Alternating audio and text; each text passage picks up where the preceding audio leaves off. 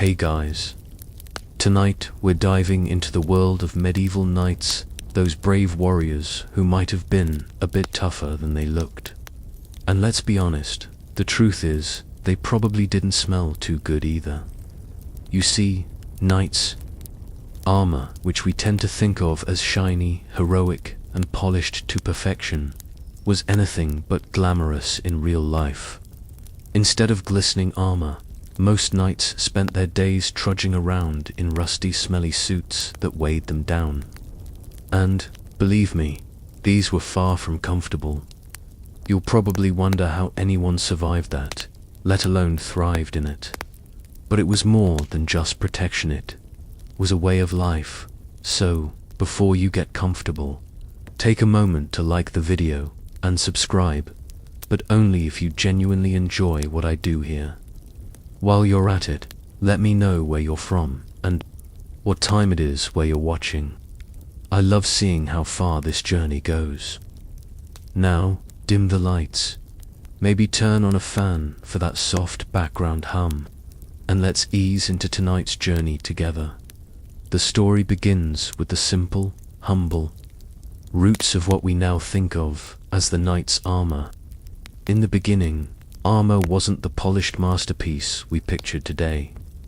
It was often a crude mix of leather, fabric, and the occasional metal plating, designed simply to protect the knights from battle's brutal reality.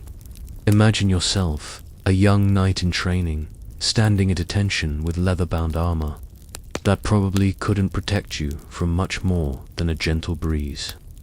But as the centuries went on, the need for better protection grew, and so did the complexity of armor.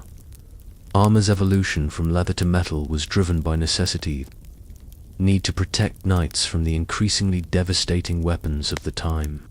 As the sword evolved from crude tools to finely honed blades, so too did the armor. And that's when the knights were first forced to reckon with the weighty, uncomfortable reality of the iron plates they would soon don. Heavy iron armor first. Mail and later plate armor would come to define the knight's identity. But those early days were anything but glamorous, as knights had to learn how to navigate their new, restrictive gear.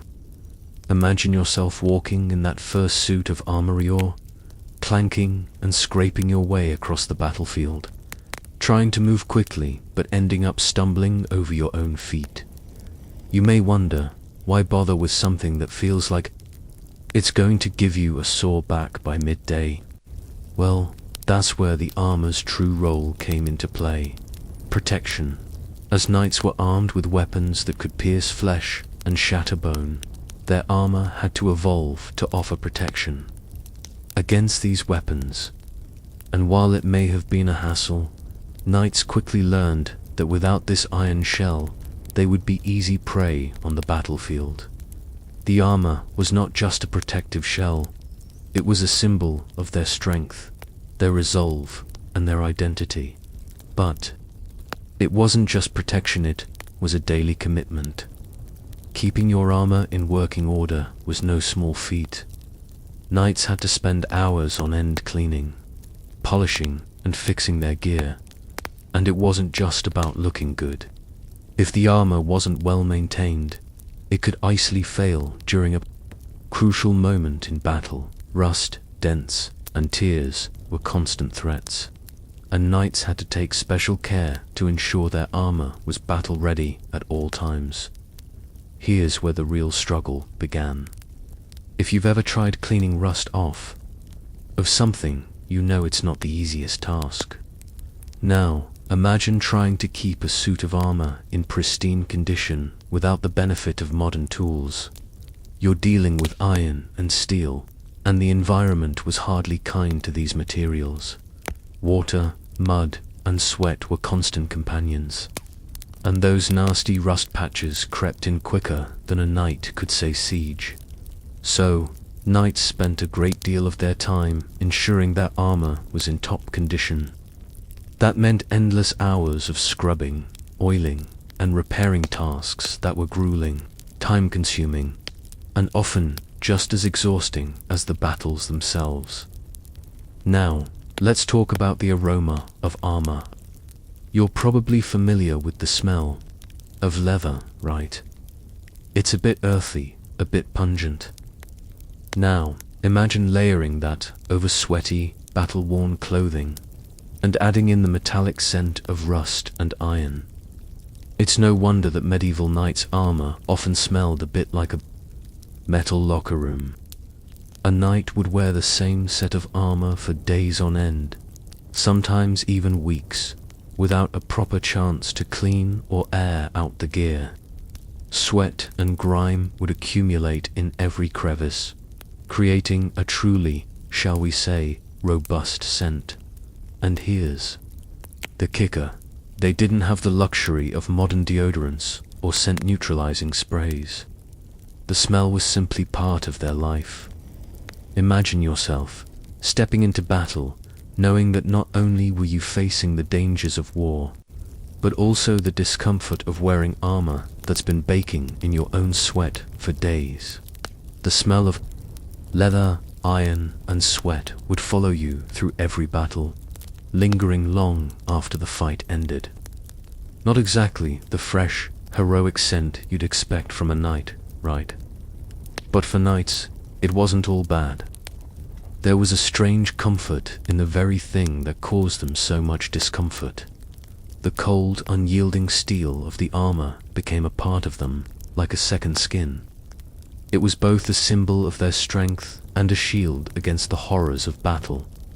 And the truth is, as much as the armor weighed them down, knights often found solace in the idea that they were safe within it. It was their lifeline, their fortress in a chaotic world, in fact. The armor became so integral to a knight's identity that many knights formed a personal bond with their gear. It wasn't just about the protection it offered. It was about the pride they felt when wearing it. The armor was more than just a piece of equipment. It was a symbol of their place in the world. And while the weight and smell might have been unbearable at times, it was the armor that made them knights. Without it, they were just men vulnerable, exposed, and less than the warriors they aspired to be. Historians still debate whether the psychological impact of armor made knights more courageous or simply trapped them in a cycle of vanity and pride. Some argue that the weight of the armor added to their sense of duty and honor, while others believe it simply made them more prone to exhaustion and less effective in battle. What's clear, however, is that the armor wasn't just a protective tool, it was a psychological crutch, one that knights relied on as much as they relied on their swords. The armor, despite all its drawbacks, helped knights endure the horrors of medieval warfare. Its weight, rust, and smell were just part of the package. Yet, despite the discomfort and the labor of maintaining it, knights couldn't imagine facing battle without it. It wasn't just about physical protection. It was about their identity, their legacy, and their connection to the medieval world around them. So, as you imagine yourself in the boots of a medieval knight, wearing your own rusty, smelly armor, just remember, it wasn't about comfort. It was about survival, pride, and the strange, unbreakable bond between a knight and his gear. And while it may not have been glamorous, the reality of it is what made these warriors some of the most formidable figures in history. Asterisk. Let's dive a little deeper into the discomfort of wearing all that armor. Picture this. You've just been handed your suit of armor. It's heavy, clunky, and you feel like a walking suit of metal. Now, remember that every knight was expected to march, ride, and fight in it for hours on end. And if they fell in battle, well, the real fun began. They couldn't just pop back up like they do in movies. No, they'd have to rely on their fellow knights or squires to help lift them back up. Because with all that armor weighing them down, getting up from a fall was no easy task. First off, the weight of it all was no joke. A fully armored knight could weigh anywhere from 45 to 60 pounds just from their armor alone. Now, considering that knights were usually heavily armed with swords, shields, and other weapons, the total weight they carried could easily push 100 pounds or more. To put that into perspective, it's like you're wearing the weight of a full-grown adult on your body, only instead of a comfortable backpack. It's a rigid suit of metal that doesn't let you bend or move the way your body naturally wants to. Imagine trying to run in slow motion, and that's what it probably felt like. Every step would feel like an effort, your legs would tire, your back would ache, and you'd feel like you were carrying the world on your shoulders. Despite this, knights had to get used to it. The physical demands of warfare meant that they had to keep moving, charging into battle, crossing fields, or mounting horses while wearing the entire suit. The weight would impact their ability to move swiftly, often leaving them slower than an unarmored opponent. But in that time, knights understood that being heavily armored was a necessity, even if it came at the cost of speed and flexibility. And let's not forget about the heat. Inside the armor, knights were essentially wearing their own personal sauna, the metal traps in body heat, and with all the sweat from physical exertion, they were essentially walking. And we're talking about the medieval era. There were no air-conditioned tents or water coolers. As a knight, you'd be sweating buckets with no relief in sight. The worst part, since the armor was so tightly fitted, there was no way to escape. The discomfort, the sweat would seep into the padded linings beneath the metal, creating a clammy, unpleasant sensation that would stick to your skin. The smell, as you can imagine, would be equally unpleasant. Layers of sweat, leather, metal, and even the grime of the battlefield mixing together. Historians argue whether the discomfort of armor added to the knight's sense of dedication or made them less effective in combat. On the one hand, some believe that the pain of the armor made them tough, shaping knights into individuals who could endure and push through physical limitations. On the other hand, some argue that the weight and discomfort could have slowed them down and reduced their effectiveness in battle. In fact, some say that the heavy armor and the fatigue it caused might have played a part in the decline of the knightly class, as armies with more mobile soldiers began to prove more effective. Still, despite these hardships, knights didn't have a choice. They had to adapt. Armor wasn't optional, and without it, they were vulnerable. Now, think about the mental strain. As we've already covered, knights had a psychological connection to their armor. It wasn't just an object. It was a reflection of their status, their identity, and their role in society.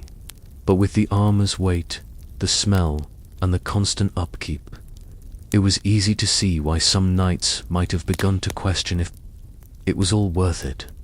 Imagine being constantly encased in something that makes it hard to breathe, move, and even see clearly. In fact, the limited visibility from the helmet could make things even more disorienting in battle, adding another layer of stress. You couldn't turn your head freely, and it was hard to get a sense of the battlefield, which was crucial when you're trying to stay alive.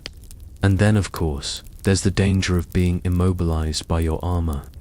While armor was designed to protect knights, it wasn't infallible. The more they wore it, the more it became apparent that armor could actually hinder their movement. In close combat, for instance, knights could be easily pinned down or even knocked over because their armor made it difficult to move fluidly. They were at the mercy of their opponents if they fell to the ground, and getting back up was no small feat. Knights also faced challenges in controlling their horses. The armor, while protective, didn't make riding easy. Horses themselves were already difficult to manage, but with a knight weighed down by heavy armor, the task became even more complicated. Imagine trying to control a horse while you're encased in iron and steel. Riding in such heavy armor meant that knights weren't just dealing with their own physical limitations. They had to account for how the armor affected their horse's movement as well. This led to more fatigue, just for the knight, but also for their horse, which had to carry the weight of both the rider and their armor. Despite all of this, knights understood the value of the protection their armor offered. The armor was a shield, a defense against the lethal weapons of the time. It was what kept them alive on the battlefield, and that's why they endured the physical toll. There were times when knights had to make a choice between comfort and survival won out every time. And let's not forget the prestige that came with it. As uncomfortable as the armor was, wearing it was a symbol of rank.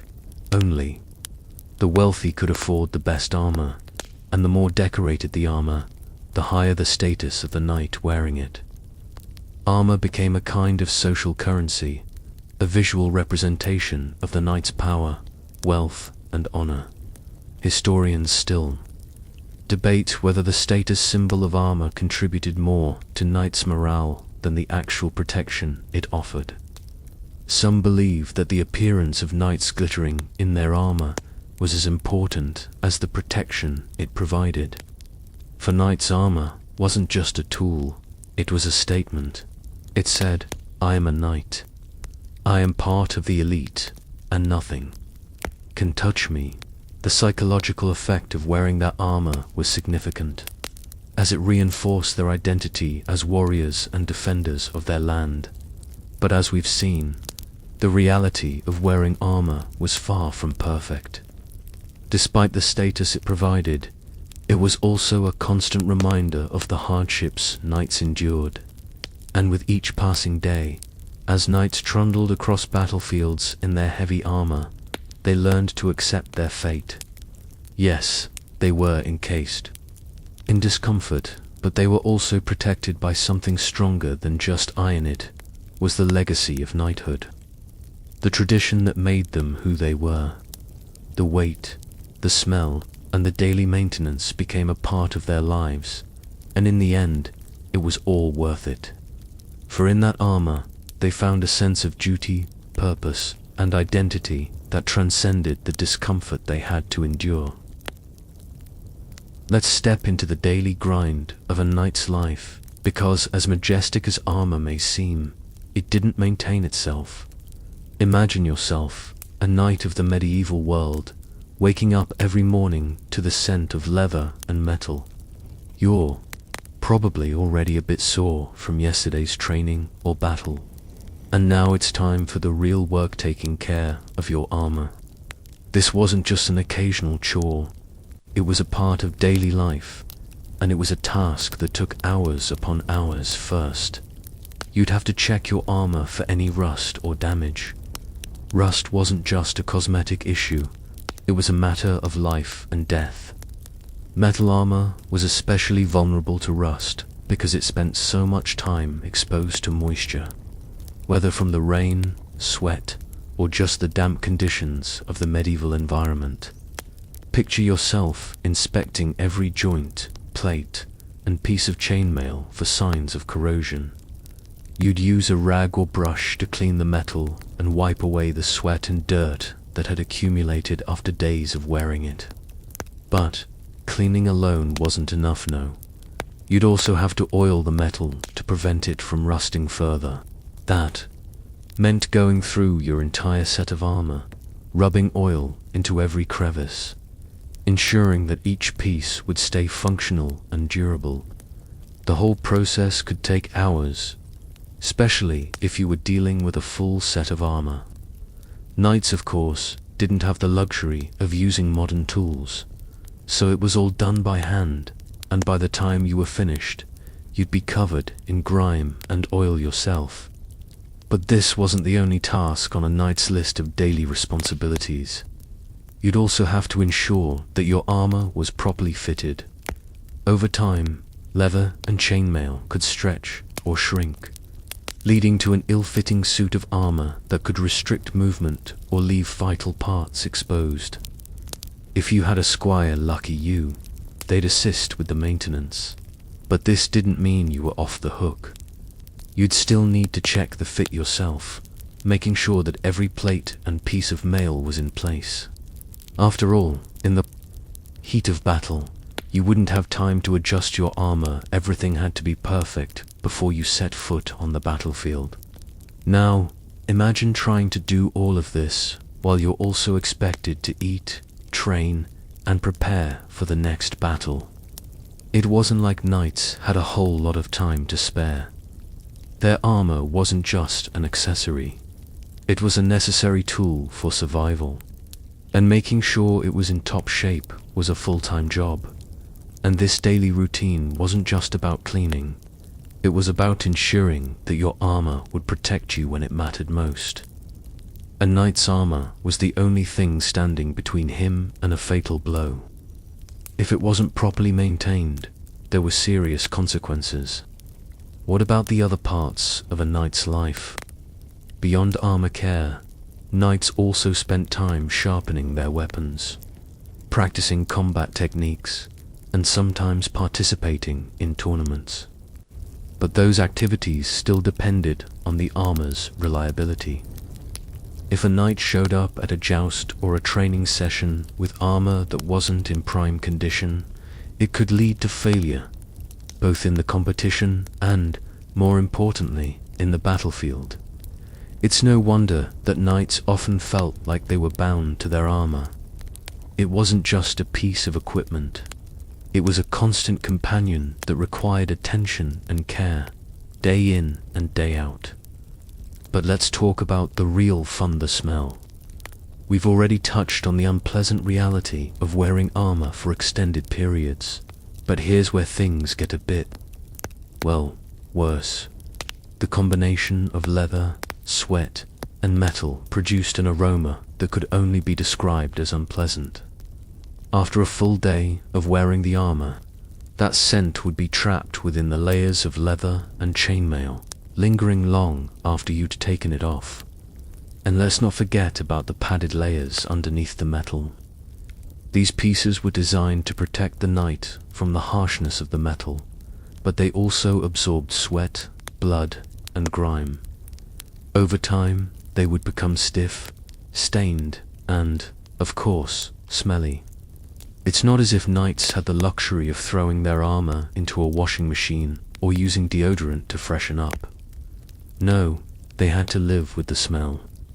After a battle or a long day of training, it wasn't uncommon for knights to be practically glued into their armor due to the sweat that had dried and hardened on the surface. And while they were supposed to clean and oil their armor every day, in the heat of battle or during long campaigns, they may have gone for days, sometimes even weeks, without a proper bath or cleaning. The result, a smell so foul that to this day we can only imagine how horrendous it must have been. Historians still argue whether knights were fully aware of how bad they smelled. Some suggest that knights were so immersed in their roles that they didn't even notice the stench after a while. Others argue that the smell became part of their identity and they simply accepted it as the price of being a knight. Either way, it's safe to say that medieval warriors were not known for their refreshing scents. But let's not forget that knights weren't alone in their suffering. The squires, who assisted the knights, were also responsible for armor maintenance. They'd be the ones to help clean and polish the armor, carry it from place to place, and ensure that the knight was ready for battle. The squires had their own set of responsibilities, and while they might not have had to wear the armor themselves, they were certainly in close proximity to it. Imagine the life of a squire, spending your days cleaning and maintaining the armor that your knight wears, knowing that the smell of sweat and rust would cling to your hands long after the job was done. Now, we've covered the stench and the physical toll that armor maintenance took on a knight. But let's not overlook the emotional toll. For knights, their armor wasn't just something they wore, it was a symbol of their status, honor, and identity. They had a deep psychological connection to their armor, and it became a reflection of their pride and valor. It wasn't just a tool for protection. It was an emblem of everything they stood for. Without their armor, they weren't knights, they were simply men. And as much as they may have hated the physical discomfort of the armor, they knew that it was an essential part of their identity. Despite the grueling routine of armor maintenance, knights endured because they had no choice. Without the armor, they were vulnerable, exposed, and unable to defend themselves. Over time, knights began to accept that the physical discomfort and the constant maintenance were just part of the job. They understood that their armor was their shield in battle and their symbol of strength and honor. It became a part of their lives, and no matter how heavy, smelly, or uncomfortable it was, they couldn't imagine life without it.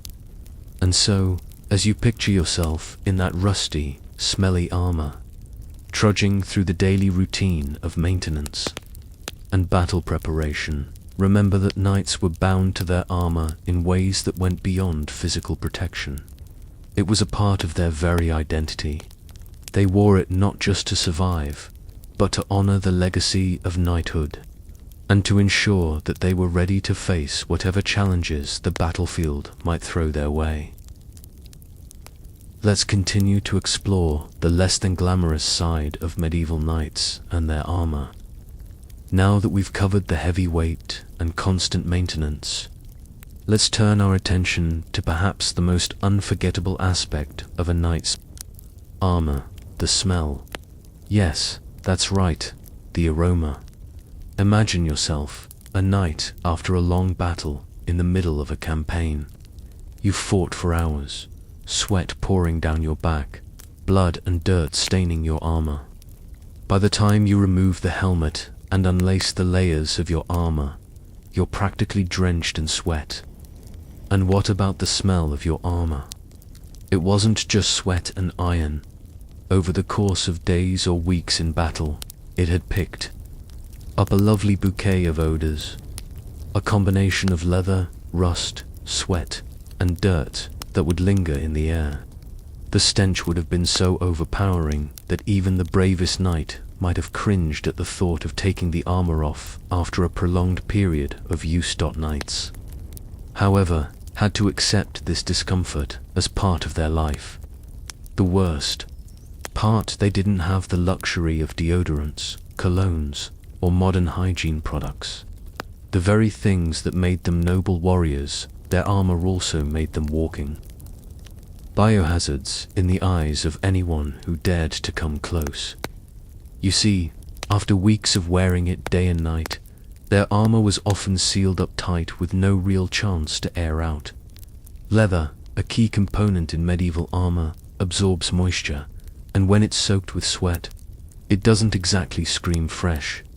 As the days wore on, the sweat would dry, becoming sticky and uncomfortable.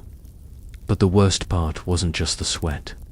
It was the mixture of oils from the skin, the dirt from the battlefield, and the fumes of blood and horse sweat that combined into something ... unique. Imagine the smell of a well-worn boot, soaked in sweat, mixed with the metallic odor of iron. Now add the sharp tans of blood and grime, and that's the smell a knight would endure. It wasn't just was oppressive, and yet this was the reality for every knight, warrior, and soldier who donned heavy armor. Historians still argue about how knights dealt with this sensory overload. Some believe that they became so accustomed to the smell that they no longer noticed it. They simply adapted to the stench as part of their everyday life. Others speculate that knights may have used simple herbs or oils, like rosemary, to mask the odor, but there's no evidence to suggest that they had any real means of dealing with the overwhelming scent that clung to their armor. For knights, the smell was a price they paid for their protection and their prestige. But that's not all. Wearing armor wasn't just about smelling bad. It was also about a different kind of discomfort, the constant physical burden it placed on their bodies.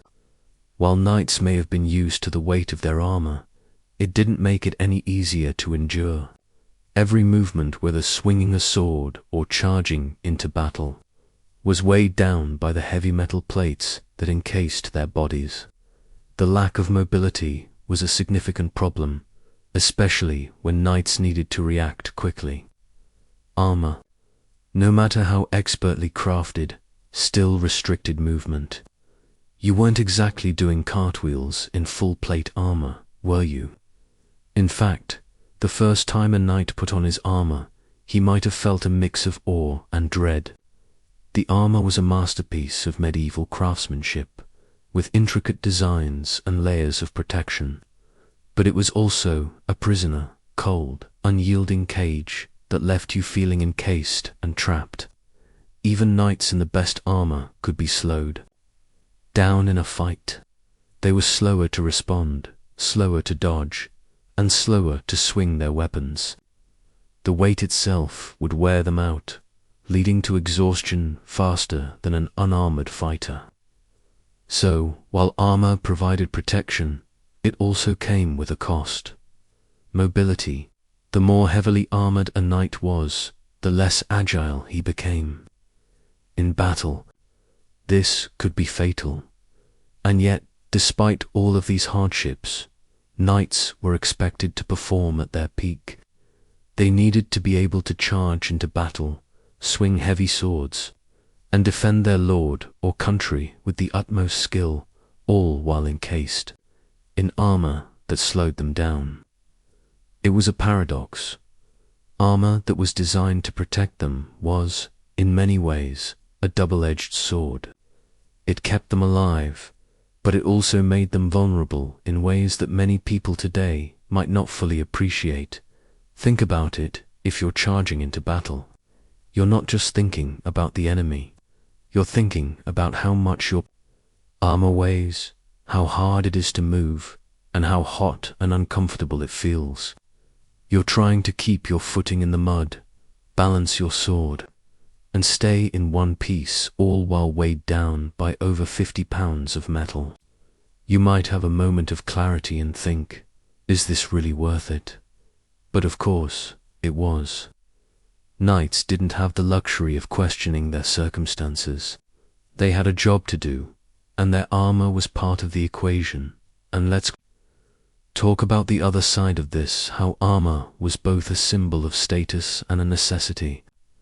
The armor a knight wore wasn't just for protection, it was a visual representation of their rank and importance. The more elaborate the armor, the higher the knight's social standing. It wasn't just about functionality, it was about flaunting wealth. While the average peasant might wear nothing more than simple leather armor, a knight would wear an intricately crafted set of plate armor, decorated with family crests, colors, and designs that signified their importance in society. Armor wasn't just about survival, it was about making a statement. Historians debate whether this focus on appearance over function led to the eventual downfall of full plate armor in warfare, as gunpowder weapons, longbows, and other ranged weapons became more effective. Knight's armor started to lose its former luster. It was expensive to maintain, cumbersome in battle, and increasingly ineffective against new types of weaponry. At some point, it became clear that no matter how strong or well-crafted your armor was, it couldn't protect you from everything. Armor had reached its peak, and knights were about to face a new age of warfare where agility and firepower would win out over heavy protection. Despite its eventual decline, armor left an indelible mark on history. It became an iconic part of the medieval knight's legacy, an enduring symbol of chivalry, strength, and valor. When we think of knights today, we picture them in shining armor, riding gallantly into battle. But in reality, their armor was rusty, smelly, and far from comfortable. Yet, it was a symbol of their commitment to duty, a physical manifestation of the sacrifices they made to protect their lands and their lords. Knights were warriors, yes, but they were also men who endured the daily grind of armor maintenance, the discomfort of heavy metal, and the smell of their own sweat. Despite the hardships, they wore their armor with pride, for it represented more than just protection. It represented their identity, their honor, and their place in the world. Now, let's take a moment to reflect on a peculiar paradox in the life of a medieval knight. Despite all the discomfort and inconvenience of their armor, its weight, its smell, its restriction, there was an undeniable psychological bond between knights and their armor. It wasn't just a piece of equipment that you could easily discard once you were done fighting. It became part of the knight's identity, a physical extension of who they were.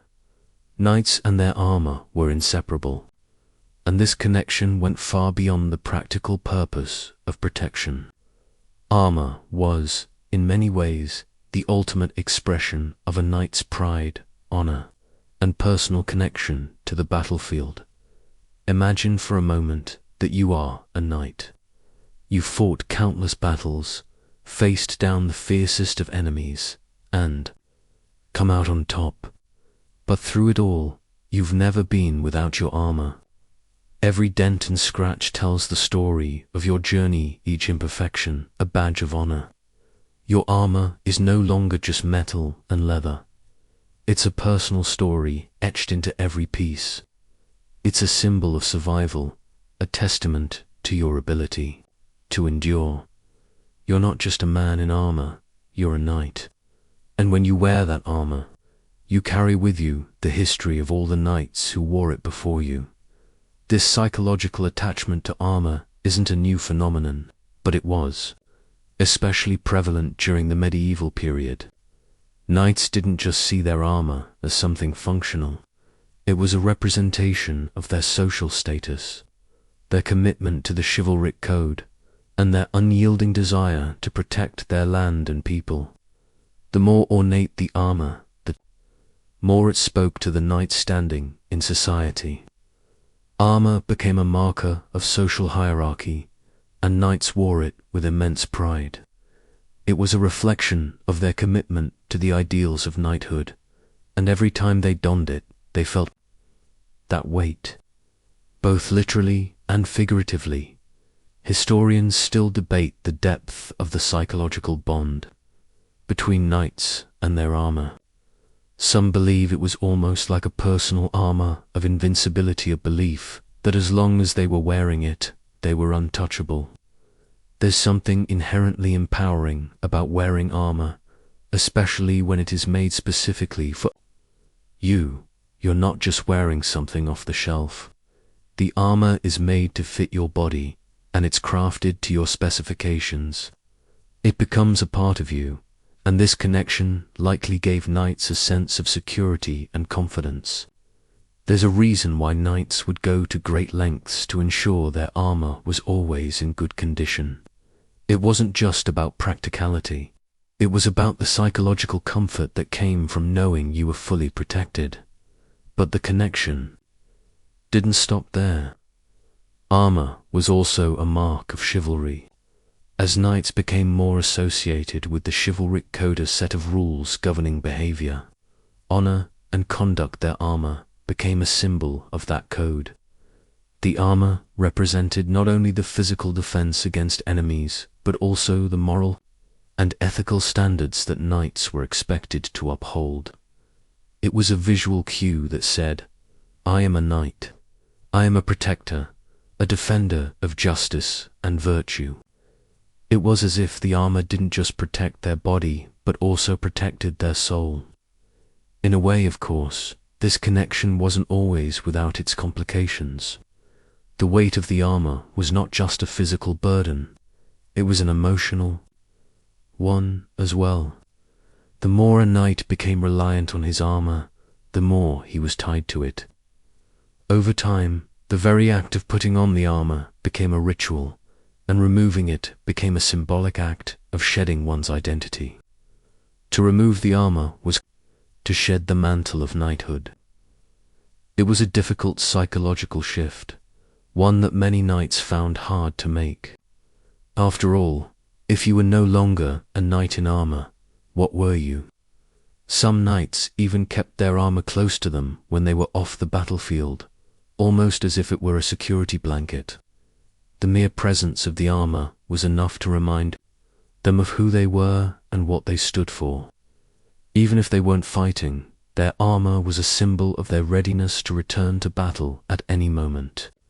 It was a constant reminder that they were warriors first and foremost, and their armor was always there to shield them from the dangers of the world. However, this attachment to their armor could have its drawbacks, as knights became more entrenched in their identities as warriors. They could begin to define themselves solely by their role on the battlefield. The armor reinforced this identity, sometimes to the detriment of other aspects of life. If a knight was not in battle, then what was he? A man without armor could feel naked, vulnerable, exposed. It wasn't just a suit of armor, it was the embodiment of a knight's existence. Without it, a knight could feel lost. Historians still debate whether this attachment to armor helped or hindered the knightly class. Some believe that this reliance on armor gave knights a sense of invincibility, while others argue that it made them inflexible, unable to adapt to the changing nature of warfare. As new weapons and tactics were introduced, armor, no matter how well crafted, became less effective. The introduction of gunpowder and firearms, for example, rendered the full-plate armor increasingly obsolete. The very thing that knights relied on for protection became their downfall. Armor that had once been the key to their survival was now a hindrance, and knights who clung to their identity as armored warriors struggled to adapt. This shift marked the beginning of the end for knights as we know them. As firearms and more effective weapons emerged, knights were forced to rethink their role in warfare. The psychological attachment to armor began to fade, and the very concept of knighthood started to change.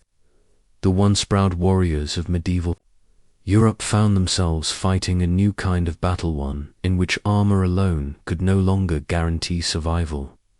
But even as armor began to fall out of favor on the battlefield, it retained its symbolism. Today, when we think of knights, we still picture them in their shining armor, standing tall and proud. The armor has transcended its practical purpose and become a symbol of chivalry, honor, and bravery. And that psychological bond, the one that knights once had with their armor, is still present in the way we view them.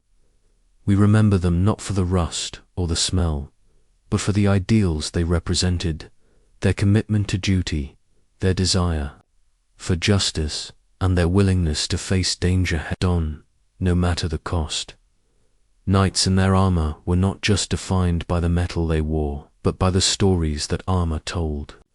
It was the tale of a warrior who endured discomfort, who sacrificed comfort for duty, and who wore his identity with pride.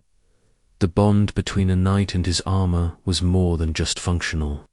It was a reflection of a deeper commitment to the values of knighthood. And while the armor may have eventually become a relic of the past, the legacy of those who wore it, those knights who braved the weight, the rust, and the smell, remains an enduring symbol of strength, honor, and courage. As we continue exploring the world of medieval knights, it's time to examine another critical aspect of their armor, its role as a status symbol.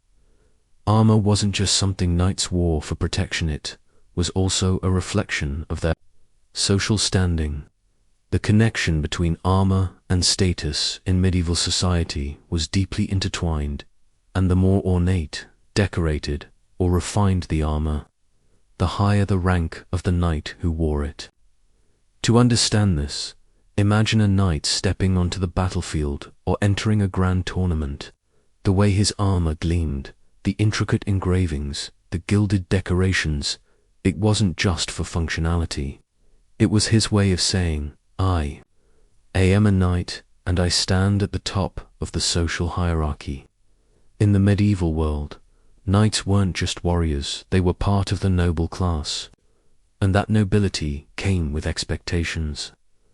One of the most visible ways they demonstrated their status was through their armor. This wasn't your run-of-the-mill chainmail. No, knights wanted armor that would make them stand out.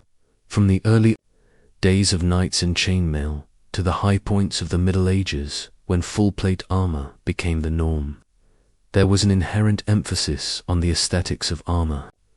A knight's armor wasn't just about surviving a battle, it was about creating a visual representation of power, wealth, and prestige. The more elaborate the armor, the more it signified that the knight wearing it had the resources and social standing to afford such an extravagant outfit.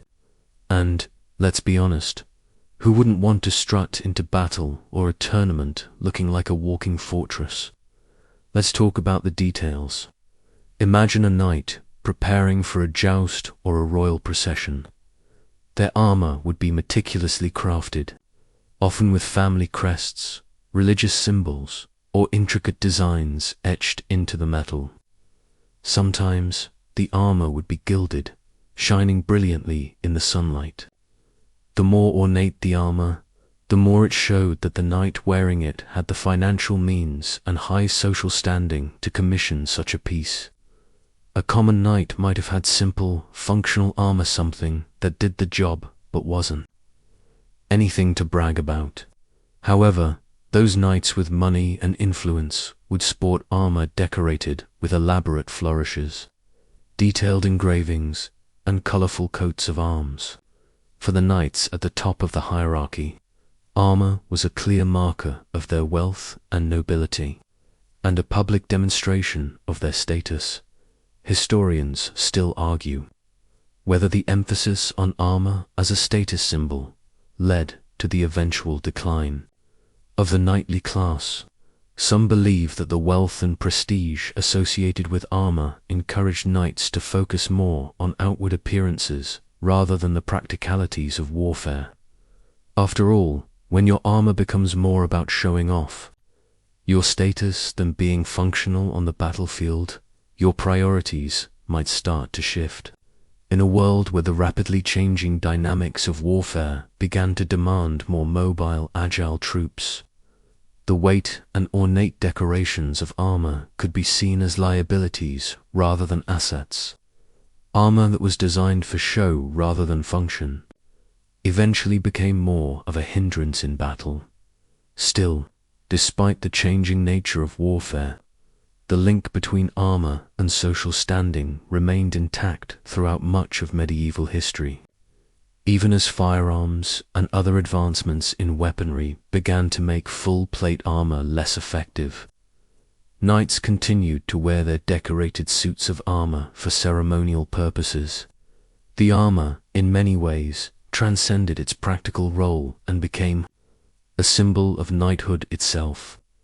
Knights weren't just warriors, they were also representatives of the nobility, and their armor had to reflect that role. The use of armor as a social signal extended beyond the battlefield. It was evident in the courtly life of knights as well.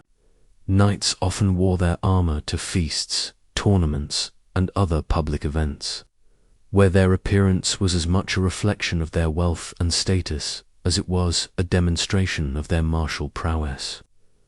Knights who were highly successful in battle or who had close ties to royalty were often adorned in the finest armor, making them easily identifiable.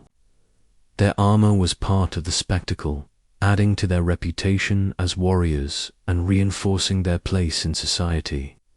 In many ways, Knights who wore elaborate armor became walking symbols of the ideals they were meant to uphold. These ideals were tied to honor, valor, and strength, the very qualities that the armor was meant to symbolize. This connection between armor and status was also reinforced by the fact that armor was expensive. Only the wealthiest knights could afford the highest quality, custom-made armor. Many knights relied on wealthy patrons or even royal commissions to afford their armor, and as such, their appearance was tied to the money and social connections they had. For the lower-born knights, the cost of a suit of armor was often a heavy burden, but one they were willing to bear in order to prove their worth on the battlefield and in society. It was, in a sense, a necessity of their station. Without the proper armor, a knight wouldn't just be vulnerable. In battle, he would also be marked as someone of lower status, which could diminish his influence and standing among other knights. In addition to the visual impact of the armor itself, the process of acquiring and maintaining it also became a social endeavor. Knights would often have their armor crafted by the best armorers of the time, and these craftsmen enjoyed a degree of prestige as well. The work of a master armorer was highly valued, and a knight would proudly display his armor, not only as protection, but as a reflection of his own importance. Having high-quality armor wasn't just about personal safety, it was about prestige, about showing the world that you were someone to be reckoned with. But even with all its glory and splendor, the armor didn't come without its practical drawbacks. The heavier and more ornate the armor, the more difficult it became to fight in. The added weight would slow a knight down, affecting his ability to maneuver and respond quickly. When knights became overly concerned with showcasing their wealth and status through their armor, they risked sacrificing the functional aspects that made armor effective in the first place. A knight in heavy, gilded armor might look majestic, but in a battle against lighter, more agile opponents, that armor could become a disadvantage. Historians still argue about the balance between form and function in knightly armor. Some contend that armor's primary purpose was always protection, while others claim that it was equally about appearance and display. What is clear, however, is that armor played a key role in shaping the identity of medieval knights. It wasn't just a practical tool, it was an essential part of their identity as warriors and noblemen. The connection between armor and status was so deep that even as armor became less practical for combat, knights continued to wear it for ceremonial purposes. Armor had transcended its role as mere protection and became a symbol of the knight's place in society. By the time armor had become less practical on the battlefield, its status as a symbol of knighthood was firmly established. Knights continued to wear their armor in parades, tournaments, and other public events, maintaining the image of the idealized warrior. Armor, once a necessary tool for survival, had evolved into something much more profound, a symbol of nobility, prestige, and power. The knight in shining armor became a legend, not just for his prowess in battle, but for the timeless legacy of honor and strength that his armor represented. And even today, centuries after knights in armor have disappeared from the battlefield, their legacy remains. When we think of knights, we still picture them in their gleaming armor, standing proudly with their swords drawn. Armor, in the end, has become the enduring symbol of the knight's identity, a testament to the status, power, and honor that medieval knights strived to uphold. Asterisk. Now that we've explored the visual impact of armor as a status symbol, let's dig a little deeper into another aspect of a knight's life: the paradox of finding comfort in the cold steel of their armor.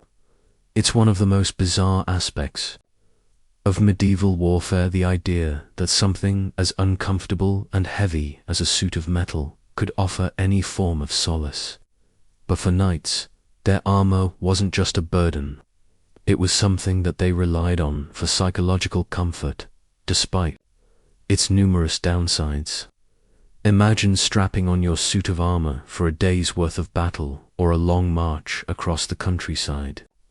It's heavy, it's restrictive, and it smells like sweat and iron, yet there's something about wearing that armor that gives you a strange sense of security, feeling that the world outside of it is more dangerous and unpredictable than the weight pressing down on your chest.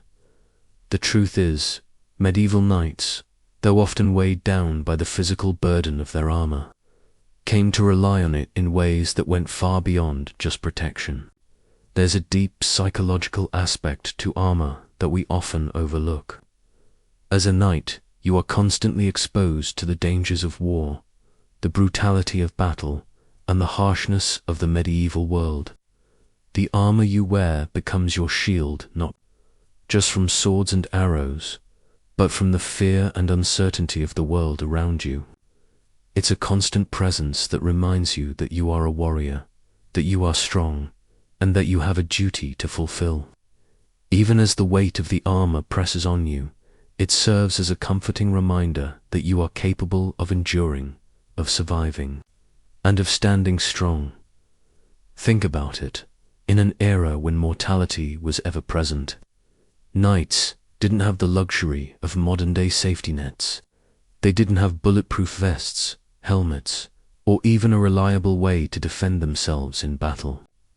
Beyond their swords and shields, their armor, though uncomfortable, was their first and last line of defense against the violence of the world. This realization, even if unspoken, likely provided a sense of reassurance for knights. The cold steel of their armor wasn't just a shield against physical harm, it was a psychological barrier, too, protecting them from the harsh realities of the world outside. When knights donned their armor, they were more than just soldiers. They were men who believed they could face any challenge, any threat, and emerge victorious. Historians still argue about the true nature of this psychological bond between knights and their armor. Some believe that this bond was a reflection of the knight's belief in his invincibility. Others argue that it was a means of coping with the fear and anxiety that inevitably came with battle. Either way, one thing is clear. Knights wore their armor as much for the mental comfort it provided as for the physical protection it offered. The very act of putting it on could have been a ritual that allowed knights to mentally prepare for the dangers ahead. It was a way of transitioning from a simple man to a knight, ready to face the world's most brutal challenges. In many ways, the armor was a symbol of transformation, a representation of the knight's dedication to the ideals of chivalry, honor, and strength. Let's explore how this connection between knights and their armor manifested itself in their daily lives. When knights weren't on the battlefield, their armor became part of their identity. In many cases, knights would wear pieces of their armor to feasts, tournaments, and other social events. It was a way to show off their prestige, yes, but it also reinforced their sense of identity. In a time when knights were defined by their role as warriors, armor wasn't just a practical necessity, it was a physical manifestation of who they were. Wearing it, even in times of peace, was a way to remind themselves and others of their role in society. The psychological comfort of this connection to their armor was so strong that knights often refused to take it off. To be without armor was to be without identity, to be stripped of the very thing that made them who they were. In fact, the idea of wearing armor wasn't limited to knights. It permeated the entire medieval society. Armor became a status symbol not just for the knights. themselves, but for anyone who aspired to the ideals of knighthood. Nobles, kings, and even royalty would commission suits of armor that were as much about display as they were about protection. Just as knights took comfort in their armor, kings and nobles took comfort in wearing it, too. It was a way of reinforcing their authority and asserting their place in the hierarchy of medieval society.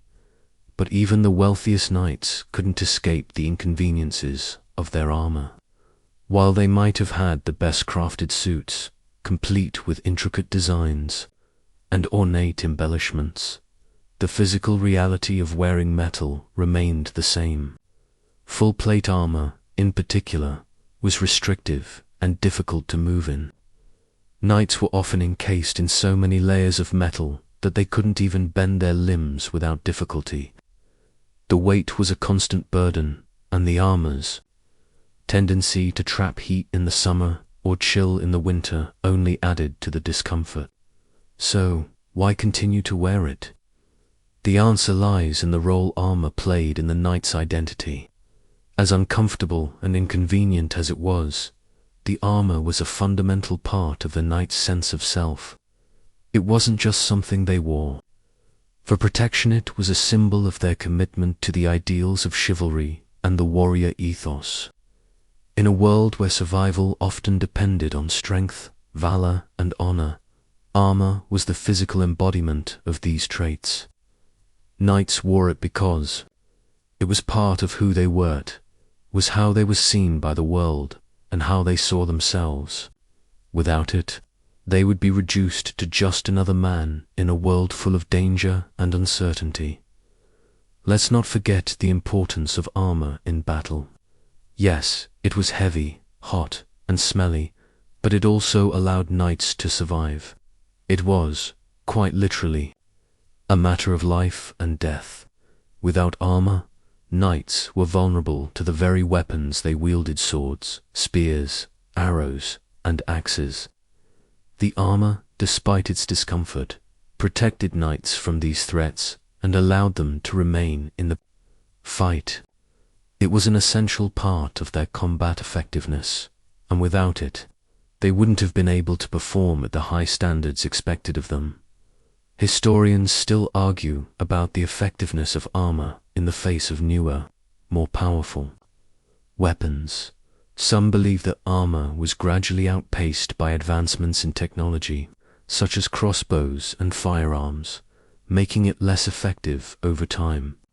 However, even as armor became less useful in combat, its psychological value remained strong.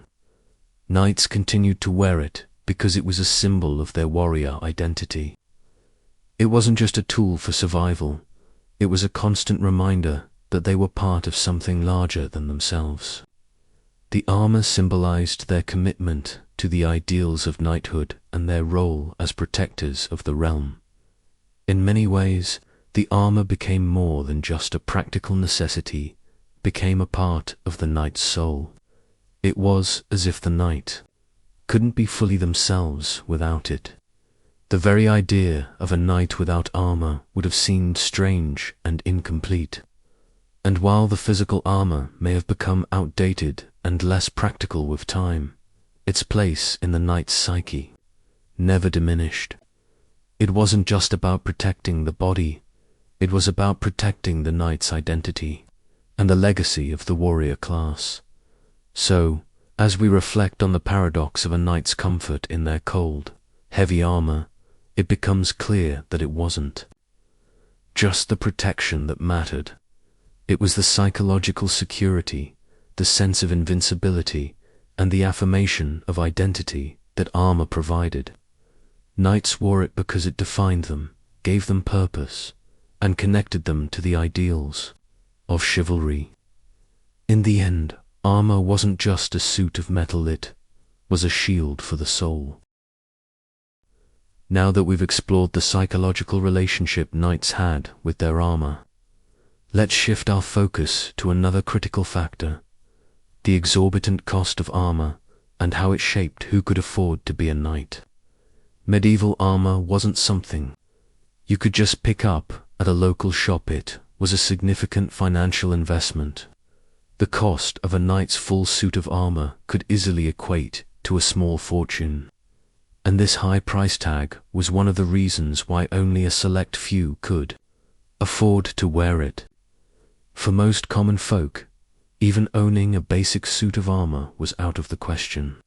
And the knights who wore the most extravagant and elaborate armor were usually from the wealthiest families. Imagine for a moment that you're a young, aspiring knight. You've trained in the art of combat, you've proven your skill with a sword, and you're ready to claim your place in the order of knights. But there's a catch. You need a suit of armor, and you can't just pick one up at the market. Your suit will need to be custom-made by the finest armorers, fitted specifically to your body, and reinforced to protect you in battle. This isn't just about protection, it's about status.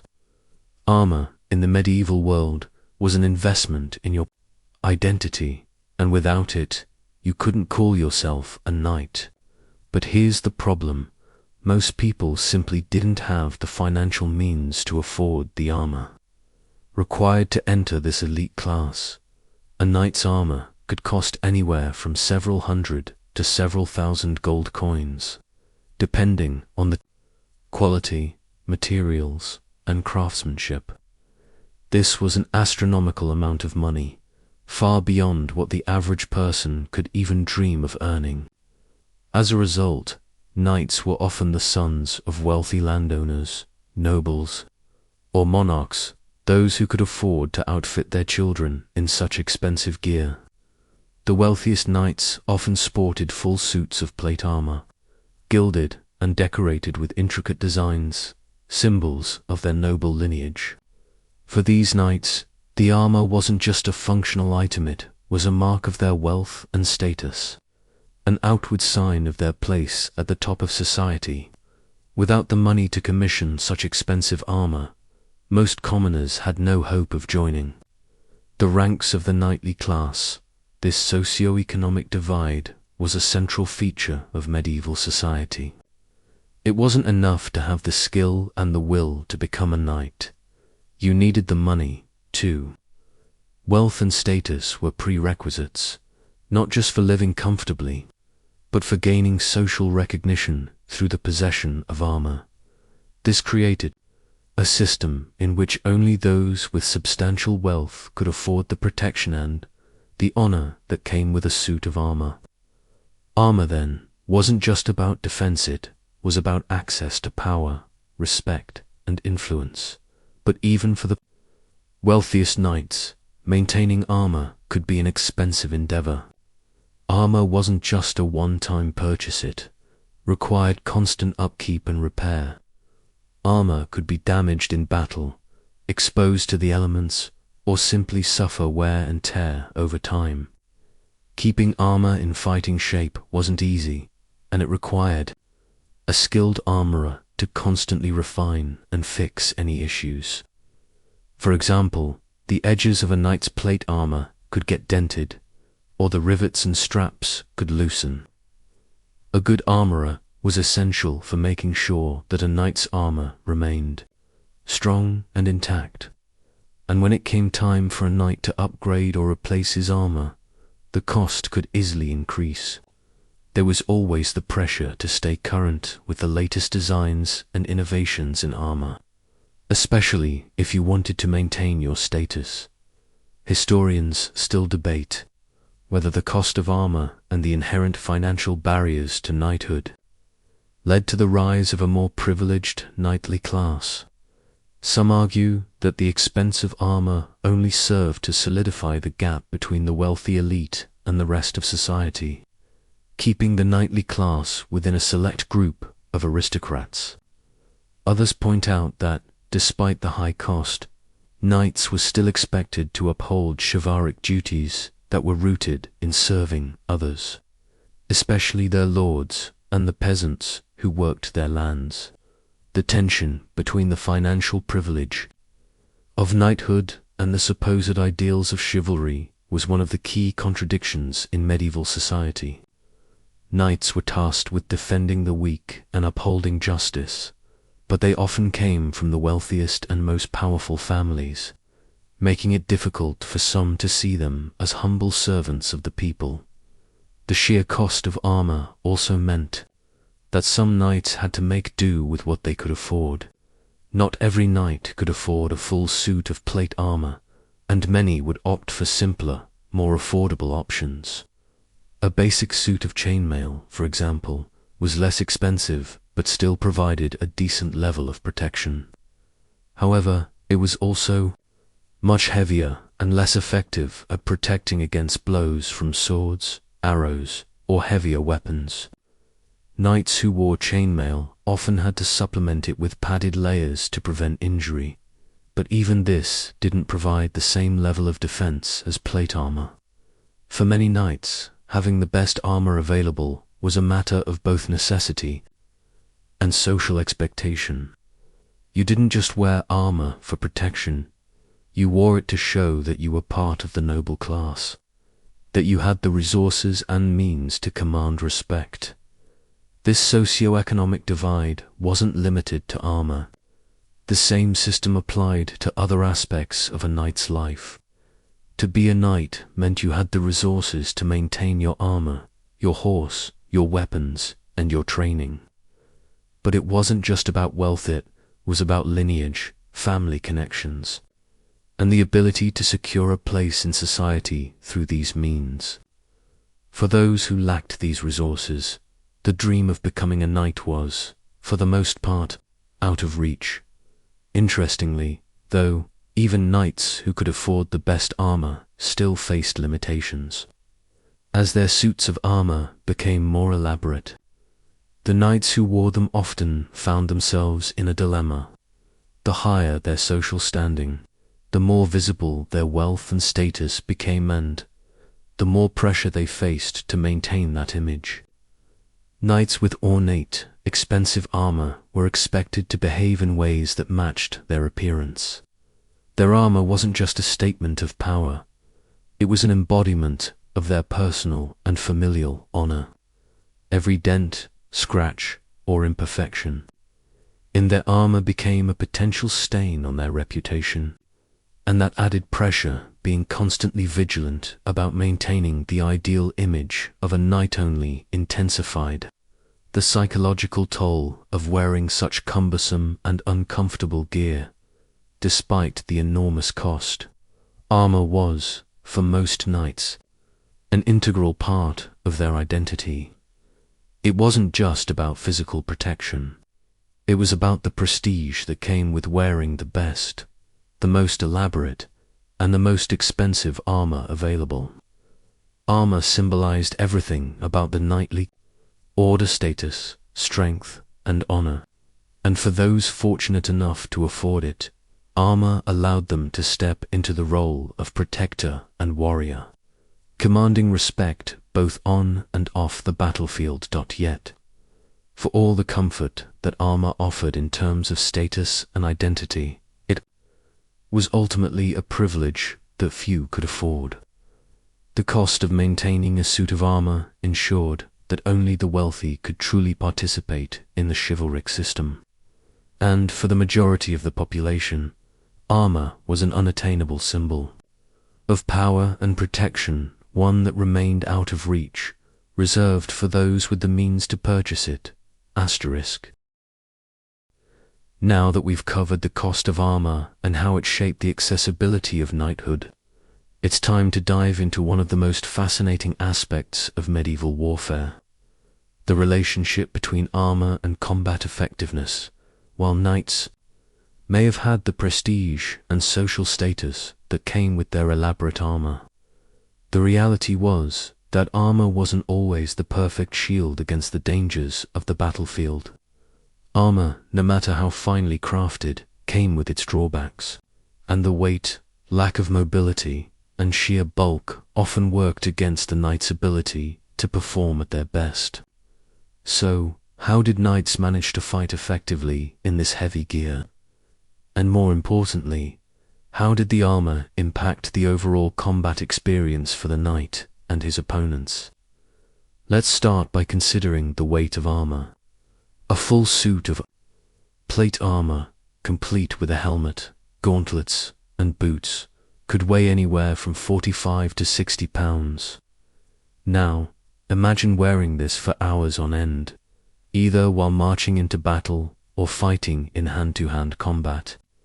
It's not hard to see why this would have a significant impact on the knight's mobility and stamina. Knights, despite their reputation for strength and skill, were not superhuman. The weight of the armor alone could slow them down considerably, and in the heat of battle, that additional burden could quickly lead to exhaustion. This made knights vulnerable to faster, more agile opponents. Those who could move quickly, even if they weren't as heavily armored, might be able to outmaneuver the knight, exploiting the slower, more cumbersome movements of the armored warrior. However, knights had a solution to this problem. For starters, knights weren't just relying on their physical endurance. They were also trained in the techniques needed to make the best use of their armor. Despite the weight, knights were still skilled.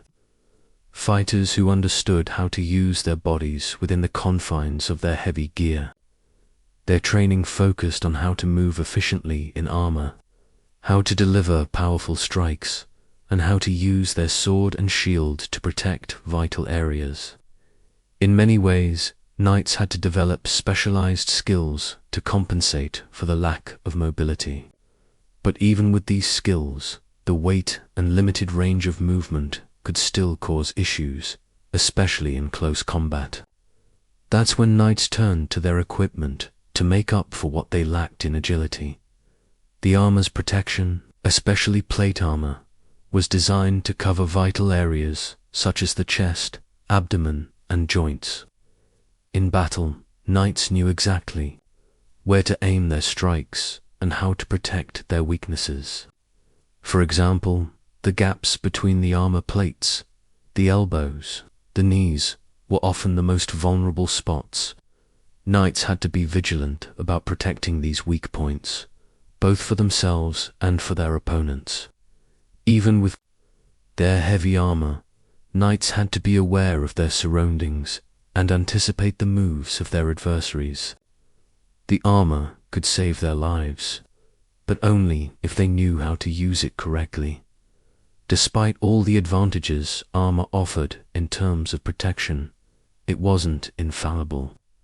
One of the biggest weaknesses of medieval armor was the vulnerability of the joints. While a full suit of plate armor offered near impenetrable protection to the chest, back, and limbs, the joints were often only partially covered, and movement in those areas could leave knights exposed. An opponent who understood the weak points of the armor could exploit these gaps to land a potentially fatal blow. Arrows, for example, were often aimed at these areas, hoping to find a gap in the armor's coverage. Similarly, weapons like the poleaxe or halberd were designed specifically to penetrate armor at close range. The fact that knights were still susceptible to attacks in certain areas despite their heavy protection meant that combat wasn't always as straightforward as the armor made it look. Historians continue to debate the effectiveness of medieval armor in battle. While plate armor was undeniably effective at protecting knights from blades and arrows, it wasn't foolproof. The sheer weight of the armor made it difficult to dodge or parry in the same way an unarmored opponent might be able to. Some scholars argue that knights' reliance on heavy armor eventually led to a form of stagnation in medieval warfare, with knights becoming too focused on personal protection rather than developing more mobile, agile tactics. As firearms and crossbows began to emerge, plate armor became less effective, rendering the previously superior protection obsolete. But even as armor became less effective in battle, it still maintained its role as a symbol of prestige and power, less practical, but still visually imposing. Now, let's talk about the real challenges knights faced when fighting in this armor. When a knight fell to the ground in battle, they were at a severe disadvantage. With their heavy armor, getting up was no easy task. Even the most experienced knights needed assistance from their fellow soldiers or squires to rise again. This made knights more vulnerable in situations where they were knocked off their horse or fell to the ground.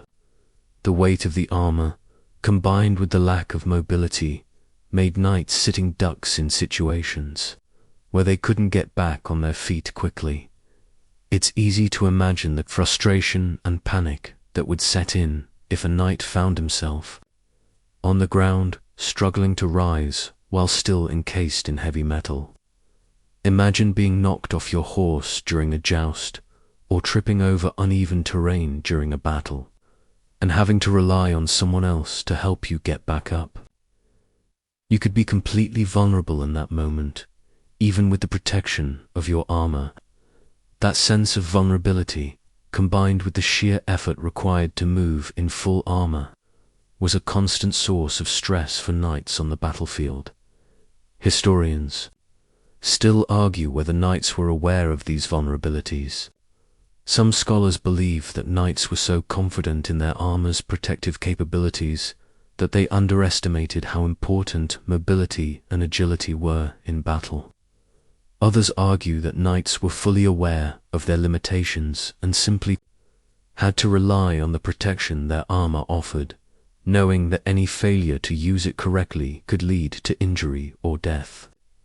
Regardless, knights had to strike a balance between using their armor for protection and understanding the limits of what it could do for them.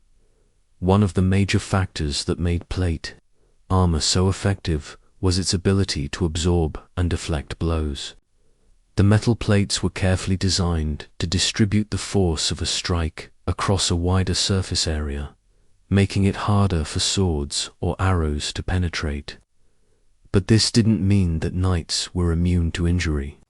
Blows that didn't penetrate the armor could still cause bruising or internal injuries, especially if the knight was hit with a powerful weapon like a mace or a warhammer. These weapons were specifically designed to crush through armor, using blunt force to cause injury, even if the armor itself remained intact. For knights, the threat of internal injuries was always looming, despite the armor's protective qualities. And then there's the fact that even the best armor couldn't protect knights from everything. Armor was designed to defend against cutting and stabbing weapons, but it was much less effective against blunt force. While it could deflect arrows and sword strikes, a powerful mace strike or a heavy blow from a hammer could still cause serious damage. The advent of firearms and gunpowder weapons made armor even less effective over time, and knights had to contend with this shift in warfare tactics. Eventually, knights were forced to adapt, using their armor for ceremonial purposes rather than practical combat. But the legacy of plate armor and its impact on knightly combat remained. In conclusion, armor was a double-edged sword for knights, both a shield and a burden. While it offered vital protection on the battlefield, it also hindered mobility and made knights vulnerable to certain types of attacks. Despite the challenges, knights found ways to make their armor work for them, using their skills and training to overcome its limitations. But as warfare evolved, so too did the role of armor, with the rise of firearms and more advanced weapons rendering the once impregnable suits of plate armor less effective. Despite this, the iconic image of the knight in shining armor remains etched in history, a symbol of both strength and vulnerability in the face of battle. Let's now shift gears and focus on a key challenge knights had to face in terms of armor maintenance: the dreaded rust. For all the glamour and nobility attached to knights in their shining suits of armor, rust was one of the most insidious enemies they had to contend with. It was a constant battle, and even the most experienced knights could find themselves fighting a losing battle against the corrosion of their beloved armor. As we've seen, the weight of the armor, combined with its role as both protection and status symbol, made it an essential part of the knight's life. But the elements, time, and lack of advanced preservation methods meant that maintaining this armor wasn't just a matter of polishing it, was a delicate, sometimes frustrating task that demanded constant attention. Rust was, unfortunately, a knight's unavoidable companion. Armor was often made from iron or steel, materials that were highly susceptible to corrosion. Even the most advanced armors of the time couldn't prevent rust from forming over time due to the constant exposure to moisture, whether from rain, sweat, or even just the damp conditions in which knights lived.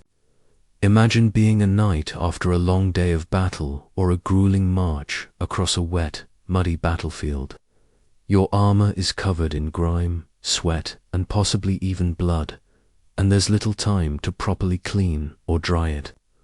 Over time, moisture would seep into the joints and crevices of the armor, and before you knew it, you'd have a layer of rust slowly forming over the metal. Rust didn't just damage the aesthetic appeal of armor, it actually compromised its effectiveness in battle. A rusty suit of armor would be weaker, less flexible, and more likely to break when it was needed most. Knights had to take significant measures to prevent their armor from rusting. The most common method was regular cleaning and oiling. After every battle or long march, knights would have to carefully remove the grime and dirt from their armor, using rags, brushes, and even water. Once the armor was clean, the knight would apply oil to the surface to act as a protective barrier. The oil would help prevent moisture from coming into direct contact with the metal, thus reducing the risk of rust. This process, however, was time-consuming and required a significant amount of care. Cleaning and oiling a suit of armor wasn't something you could do in a few minutes. It often took hours, and for knights in the middle of a campaign or an extended journey, finding the time or resources to properly care for their armor wasn't always possible. So armor would often be left to fend for itself, slowly succumbing to the damaging effects of rust. Historians still debate whether knights had any specialized methods for dealing with rust beyond cleaning and oiling. Some suggest that they used vinegar or other acidic substances to try and remove rust, while others argue that they may have used more primitive methods of polishing to maintain the appearance of their armor. Regardless of the specific methods, it's clear that the fight against rust was an ongoing battle for knights, and one that was far from easy. The vulnerability of armor to rust didn't just affect knights' day-to-day lives. It also had consequences for their ability to function on the battlefield. Imagine being a knight in the middle of a fierce battle, and suddenly your armor gives way due to a small crack or a weakened joint that was the result of prolonged exposure to rust. The knight, who relies so heavily on his armor for survival, would suddenly find himself vulnerable. The protection that had been so reliable would no longer be there, and the consequences could be catastrophic.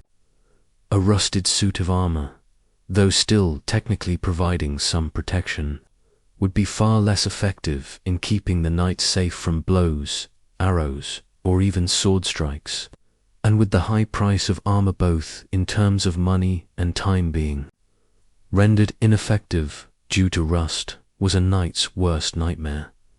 Let's not forget the toll rust would take on a knight's psyche. As we've discussed before, armor was a knight's identity. It was both a practical tool and a symbol of their status. To see your armor slowly deteriorate due to rust and wear would have been devastating. For knights who were proud of their gear, whose very sense of worth was tied to their appearance and their battle readiness, the idea of having rusted, damaged armor could have felt like a blow to their own sense of honor. Armor wasn't just protection, it was a reflection of the knight's personal worth. The idea that this symbol of strength and dignity was falling apart due to something as uncontrollable as rust must have been a difficult reality to accept. Rust, of course, was not the only issue knights had to face in terms of armor maintenance. Even the best crafted armor would experience the inevitable wear and tear of daily use. Knights who fought regularly or participated in jousts were constantly exposing their armor to significant stress. The constant movement, the weight of the metal, and the impacts from battle could cause dents, scratches, and even cracks. Armor was designed to absorb the shock of battle, but over time, this constant stress could weaken the metal. For knights, having a weak point in their armor could spell disaster. A crack in the breastplate, for example, might go unnoticed until it was too late. But beyond just cracks, knights had to worry about keeping the joints of their armor intact. The rivets, straps, and buckles that held the armor together were just as susceptible to damage as the metal plates themselves. Keeping these joints secure was essential for maintaining the armor's effectiveness. Knights had to have a special relationship with their armorers. These skilled craftsmen were the ones responsible for ensuring that the armor fit properly and remained in top condition. After every battle, knights would bring their armor to the blacksmiths or armorers to have it repaired. This could mean re-riveting a piece of armor that had come loose, replacing a strap that had broken, or fixing any weak points that had been exposed. For knights, the relationship with their armorers was crucial. Without them, knights would have no means of maintaining their armor. And without armor, they were vulnerable. Interestingly, knights often developed a sense of attachment to the armorers, who helped maintain their gear. It wasn't just about the functional work they performed, was about the bond that formed between the two. The armor was a knight's most important possession, and the person responsible for keeping it in good working order became someone the knight relied on and trusted. In many ways, this relationship reinforced the sense of community and interdependence that knights had within their broader social networks. In addition to the physical and psychological toll that rust took on a knight's armor, it also represented the fragility of the knightly class as a whole. The fact that something as essential as armor could be destroyed by the elements spoke to the impermanence of power. Knights, like their armor, were vulnerable to forces beyond their control. Their strength, their protection, and their identity could be chipped away by something as simple as rust. This wasn't just a problem in terms of practical warfare. It was a reminder that even the most formidable warriors could be undone by the passage of time. Historians still debate the extent to which knights were aware of the fragility of their armor. Some argue that they understood the inherent vulnerability of their gear and made efforts to mitigate it. Others contend that knights, especially those at the height of their power, were so confident in their abilities that they overlooked the potential for damage. Either way, the ongoing struggle to maintain and repair armor was an unavoidable part of a knight's life, and it serves as a reminder of the unseen challenges that lay beneath the polished surface of medieval chivalry. Let's now delve into the fascinating evolution of medieval armor, from its humble beginnings to the finely honed, full-plate suits that became iconic in the later medieval period. The journey of armor development is not only a testament to the ingenuity and craftsmanship of the time, but also a reflection of the ever-evolving nature of warfare. Armor, at its core, was about survival. The longer knights and soldiers were required to fight, the more their armor needed to adapt to the changing conditions of the battlefield. So, how did armor go from the simple leather and fabric protections of early medieval warriors to the intricate suits of plate armor we associate with knights. In the earliest days of medieval warfare, armor was mostly composed of simple leather or padded cloth. For centuries, warriors across Europe used basic protection to shield themselves from the most basic weapons. Leather was often reinforced with metal rings or studs to offer a basic level of defense. The idea behind these early forms of armor was practicality, easy to make, and relatively lightweight compared to the more elaborate armor that would come later. But as warfare evolved and the weapons became more sophisticated, such as heavier swords and powerful crossbows, this simple armor was no longer sufficient. The introduction of mail armor or chainmail marked the beginning of a shift in armor design that would eventually lead to the full plate armor of the late Middle Ages. Chainmail, which originated in the early medieval period, was a significant step forward in providing protection. Made of thousands of interlocking rings, chainmail provided excellent defense against cutting blows, making it more effective than leather or cloth alone. It was flexible, allowing for relatively free movement, but it wasn't perfect. While chainmail could deflect slashes from swords or axes, it offered little protection against stabbing or piercing weapons, like thrusting swords or arrows. The flexibility of chainmail also had its drawbacks, as it was still relatively heavy, and didn't provide full coverage for certain areas of the body. So, although it was an improvement, chainmail was still a work in progress.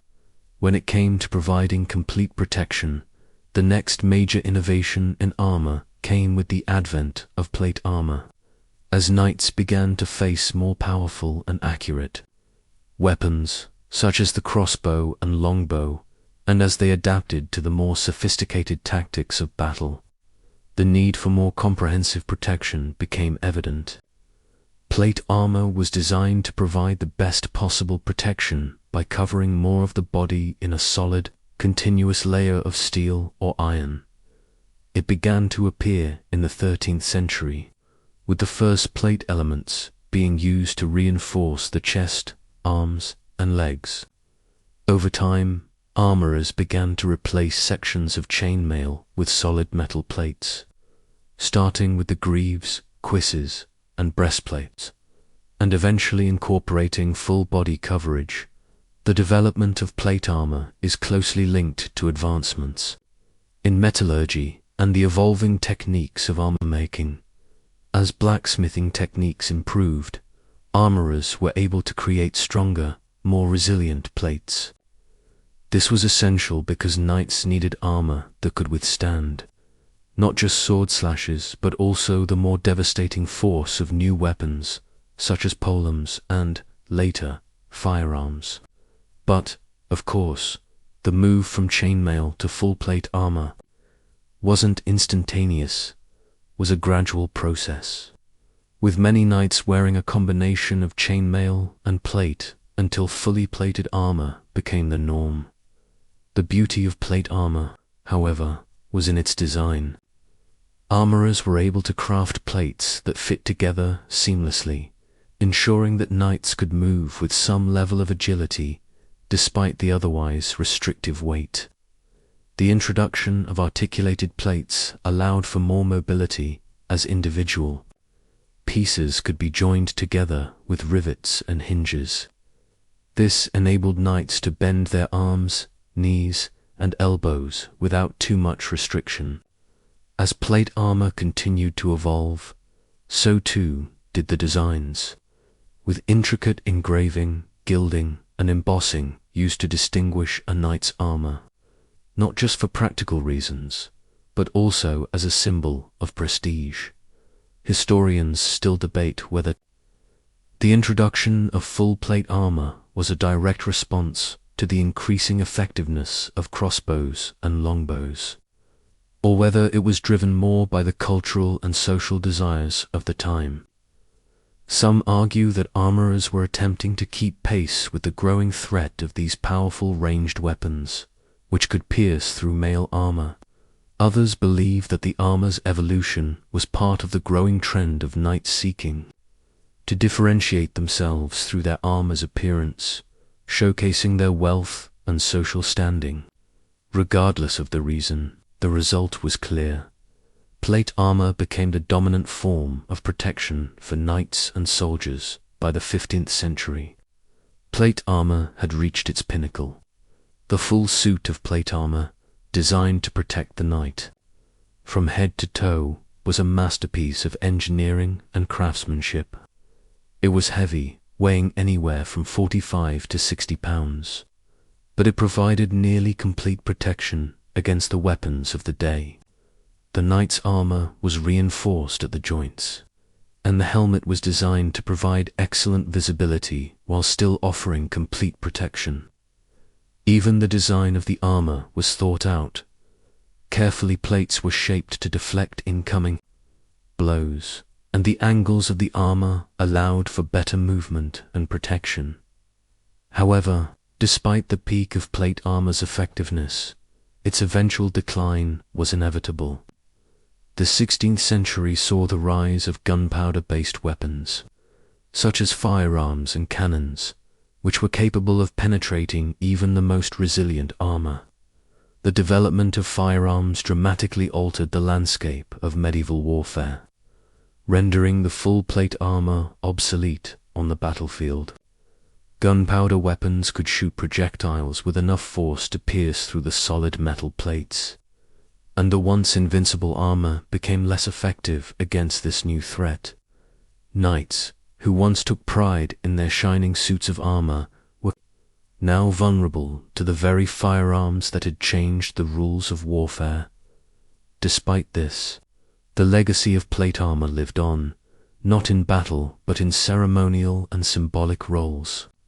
While knights no longer wore plate armor in combat, they continued to don it for tournaments, parades, and official ceremonies. Armor became a symbol of chivalry, honor, and nobility, rather than a tool of warfare. The use of armor in these ceremonial contexts helped preserve the image of the knight, even as warfare shifted toward new tactics and weapons. The armor, though no longer practical for fighting, remained a powerful symbol of the knightly ideals that persisted in the social and cultural consciousness. Historians debate whether the decline of armor, due to the advent of gunpowder weapons, also marked the end of the knightly class. Some argue that the decline of plate armor symbolized the end of the medieval chivalric order, as knights found themselves no longer relevant in the age of firearms. Others suggest that the knightly ideal lived on in other forms, and that the image of the knight in armor remained a lasting symbol of nobility and strength, even in the face of modernity. But one thing is clear: the evolution of armor from the humble beginnings of leather and chainmail to the pinnacle of plate armor is a story of innovation, adaptation, and survival. Armor, much like the knights who wore it, was shaped by the changing needs of the battlefield, the advancement of weaponry, and the desire to maintain power and prestige. The transition from simple protective gear to full plate armor was a direct response to the threats of the time, but it also served as a visual representation of the knight's place in society. Armor wasn't just about protection, it was a symbol of power, status, and identity. The legacy of medieval armor endures in popular culture, where knights in shining armor remain one of the most enduring symbols of the Middle Ages. While the practical need for armor may have faded, the cultural and historical significance of the knight and his armor continues to captivate the imagination. It is a reminder of a time when chivalry, honor, and warfare were intertwined in ways that shaped the course of history. Let's now delve into an integral part of a knight's life that often goes overlooked: the horse. The importance of the knight's horse cannot be understated. In fact, the horse was just as crucial as the knight's armor when it came to battle. Effectiveness. While armor was the knight's shield, the horse was his sword. It wasn't just about the rider's skills, it was about the perfect synergy between man and beast, especially in cavalry combat. So, what made the horse such an essential part of a knight's armor? The knight's relationship with his horse was multifaceted. Not only did the horse provide mobility, but it also gave knights the added power of speed and height, which were invaluable on the battlefield. A mounted knight had a significant advantage over infantry. He could maneuver faster, strike from a higher vantage point, and deliver powerful blows with the added force of his steed's momentum. The lance, for example, is much more formidable when used while charging from horseback. A well-placed thrust from a mounted knight could pierce through the armor of an opponent with devastating force, a skill that was honed through years of training and experience. Let's imagine you're a knight, gearing up for battle. The first thing you do is ensure that your armor is in top condition. But just as importantly, you turn to your steed. This horse is not just an animal, it's a partner in your quest for glory and honor. Before the battle, you ensure that your horse is well equipped with armor called barding, which protects the animal in battle. The barding, often made from leather or metal, was designed to safeguard vital areas such as the horse's chest, neck, and legs. Just like the knight's own armor, the horse's barding was crucial in ensuring that the steed remained battle-ready. After all, a knight without his horse was vulnerable. If the horse was taken out of action, the knight would be at a significant disadvantage. The role of the horse in battle didn't end with the knight's charge. Horses were used in many aspects of warfare, from transportation to the heavy cavalry's role in flanking maneuvers. A knight's horse wasn't just used for mobility, was often used as a tool of psychological warfare. The sight of knights mounted on powerful steeds, charging toward their enemies, could be enough to break a less experienced army's morale. The imposing figure of a knight on horseback, clad in shining armor, wielding a lance, was a fearsome sight for any soldier. Even without the physical toll of combat, the psychological impact of the mounted knight's presence was significant.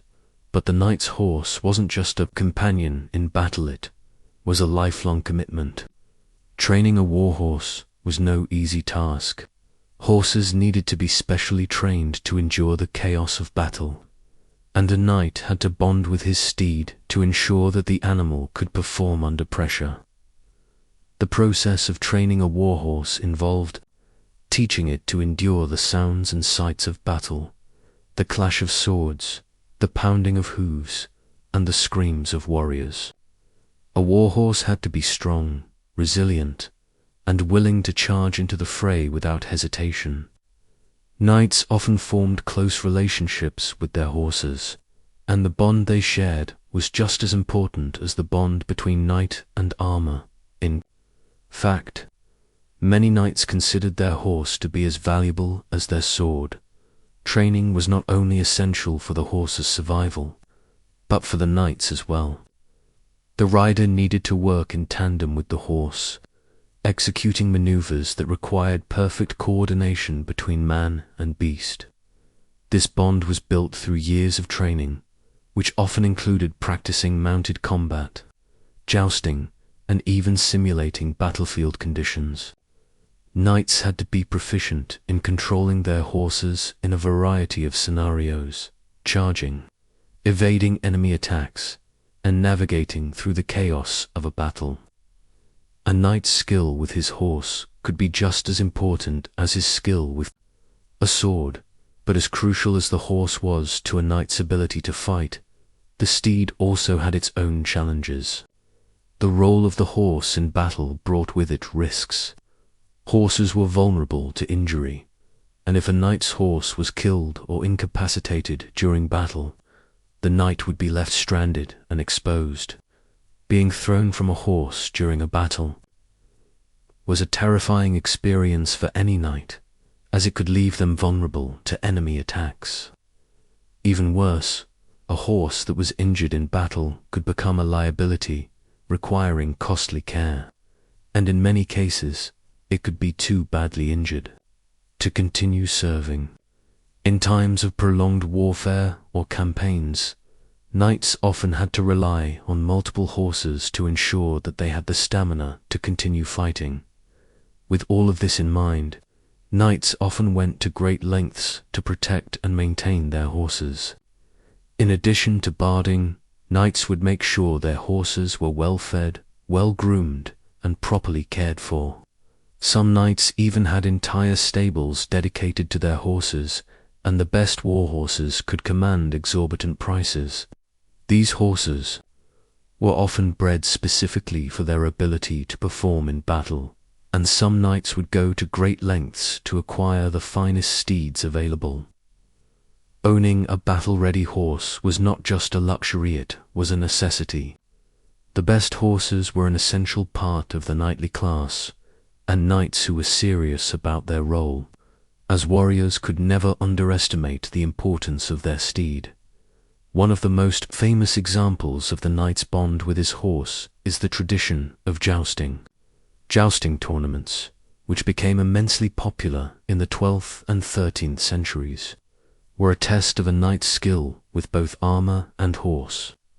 During a joust, knights would charge at each other on horseback, trying to unseat their opponent with a lance. These tournaments allowed knights to showcase their combat abilities, as well as the prowess of their horses. But beyond just the competition, jousting had a ceremonial significance. It was a way for knights to display their skill and their honor. The horse was just as much a part of the show as the knight himself. These tournaments, though sometimes dangerous, were crucial in shaping the image of the knight as a chivalrous, noble warrior. Jousting also highlighted another important aspect of the knight and horse relationship, the loyalty and trust required between the two. In a joust, both the knight and the horse had to trust each other implicitly. The knight needed to trust the horse to charge at high speeds, to make precise turns, and to maintain balance in the heat of the competition. The horse, on the other hand, needed to trust the knight to guide it with skill and confidence.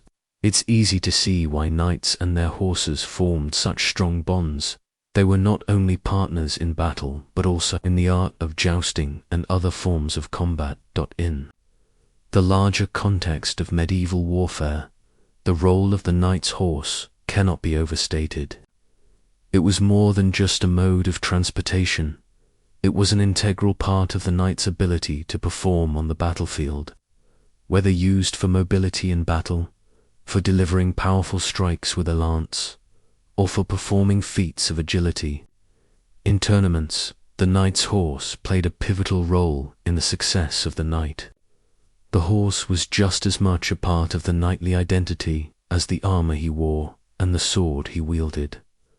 However, as firearms and ranged weaponry became more advanced, the role of cavalry diminished. Knights on horseback, once the undisputed kings of the battlefield, found themselves at a disadvantage against the new, more mobile, and more effective troops. The introduction of gunpowder weapons and cannons significantly changed the landscape of warfare. But even as cavalry began to lose its dominance, the knight's horse remained an enduring symbol of the medieval period. The image of the armored knight atop his steed is one of the most iconic representations of medieval chivalry, and it continues to captivate our imaginations to this day. So, while the knight's armor protected him in battle, the horse provided him with the mobility, power, and presence that made him a formidable force. The knight's relationship with his horse was a perfect partnership, one that defined the very essence of medieval warfare. Together, they formed an indomitable duo, strong, resilient, and ready to charge into the fray. Having explored the knight's bond with his armor and horse, let's now turn our attention to the vulnerabilities that medieval armor couldn't protect against. While plate armor was a significant advancement, it was not without its flaws. No matter how well crafted, armor had inherent weaknesses, and over time, it became apparent that knights could still be injured, sometimes mortally, despite their seemingly impenetrable suits of metal. In fact, even the best armor wasn't enough to guarantee survival on the battlefield. Let's examine the areas where armor failed, the weapons that exploited these weaknesses, and how knights had to adapt. One of the biggest limitations of armor was its vulnerability in certain areas of the body. While full plate armor provided near total coverage of the torso, arms, and legs, it wasn't designed to protect every single part of the body equally. The joints, for instance, were one of the most significant weaknesses. Armor's design had to balance flexibility with protection, and often this meant that the most vulnerable areas, the armpits, the groin, the knees, and elbows, were left only partially covered. Articulated joints were designed to allow knights some degree of movement, but these same joints were also points of exposure. A skilled enemy could easily exploit these gaps. Weapons like the sword, spear, and axe were designed to target these weak points. For example, in close combat, an opponent could aim for the unprotected space between the neck and the breastplate or strike at the legs, where the armor was thinner. The fact that knights were at risk of injury, even with the most advanced armor, speaks to the brutal nature of medieval combat. And even if a knight's armor protected his body, he was still vulnerable to other forms of injury. Blunt force weapons, such as maces, hammers, and warhammers, could bypass the armor's defense by delivering powerful, crushing blows. These weapons didn't need to pierce the armor to cause significant harm. The impact alone could cause internal injuries, break bones, or leave deep bruising. The knight, encased in metal, was often left helpless after a heavy blow. Even if the armor was intact, historians still argue whether the design of armor ever fully addressed these weaknesses. Some believe that armorers were aware of the vulnerabilities and took steps to improve protection in key areas, while others contend that knights simply had to learn to live with the reality of being at risk. Despite the protection their armor provided, the combination of a lack of protection in certain areas and the constant danger of internal injury made armor less effective than we often imagine. Even the finest knights couldn't fully shield themselves from all threats on the battlefield. While armor provided significant protection, it was also a heavy burden that made it more difficult for knights to respond to threats in a timely fashion. The weight of plate armor could slow a knight down, and if a knight fell from his horse or found himself trapped on the ground, getting back up could be a tremendous challenge.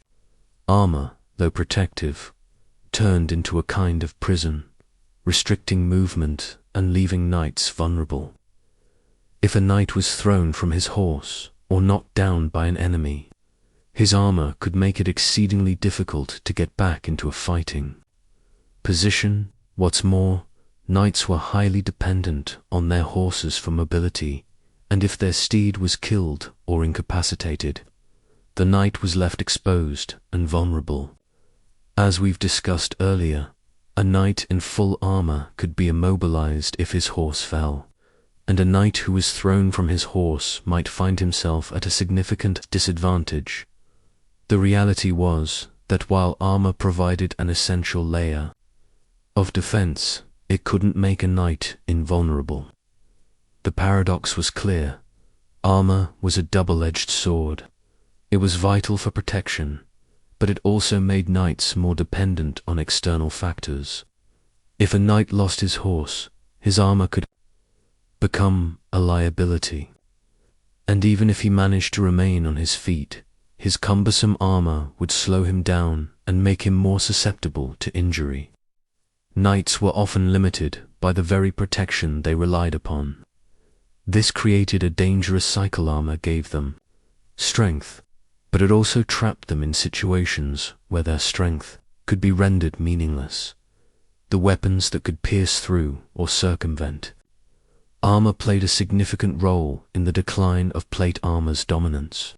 In particular, the rise of crossbows and longbows marked a turning point. Early in the medieval period, armor could withstand the impact of arrows, but over time, bows and crossbows grew in strength and accuracy. Crossbows, with their mechanical advantage, were capable of shooting bolts with incredible force, and they could pierce through chainmail and, eventually, plate armor. The heavy crossbow, in particular, was designed specifically to take down mounted knights and penetrate their armor. The development of armor-piercing ammunition for crossbows meant that knights' suits of armor, once thought to be impenetrable, were no longer as effective in combat. However, while the crossbow was a formidable weapon against armored knights, the true game-changer came with the advent of firearms. Early gunpowder weapons, like hand cannons and arquebuses, were capable of firing projectiles at incredible speeds with enough force to penetrate even the thickest plate armor. By the 16th century, firearms began to render the full plate armor obsolete on the battlefield. No longer could knights rely solely on their heavy suits of armor to protect them. Firearms, with their ability to pierce through metal, signaled the end of the knight's supremacy on the battlefield. The decline of plate armor paralleled the rise of infantry-based warfare, which was more mobile, more flexible, and better suited to the new technologies of combat. But despite these vulnerabilities, knights continued to wear armor for ceremonial purposes, even as it became less practical for battle. The image of the knight in shining armor persisted long after the armor's effectiveness in combat had waned. Knights still donned their heavy plate armor for tournaments, jousting events, and royal ceremonies. In these contexts, armor retained its status as a symbol of power and honor. Armor was no longer about surviving battle, it was about upholding tradition and projecting an image of nobility. For knights, the ceremonial use of armor allowed them to preserve their identity, even as the armor itself had become less relevant. On the battlefield, historians continue to debate the role of armor in the decline of the knightly class. Some argue that the weakening of armor's effectiveness against newer weapons like firearms led to the downfall of the knights as a dominant military force. Others suggest that the rise of new military strategies and tactics, such as the increasing reliance on infantry and artillery, was the key factor in the decline of the knight's power. Either way, it's clear that armor, once a symbol of strength and invulnerability, eventually became a relic of the past. It's a testament to the constant evolution of warfare that knights, despite their once unbeatable protection, found themselves sidelined by the very advancements that had made them the dominant force for centuries. While knights may no longer ride into battle in their full plate armor, their legacy endures. The image of the knight, clad in his shining armor, remains one of the most iconic symbols of medieval chivalry. And despite the flaws and limitations of armor, it is still revered as a symbol of protection, strength, and honor.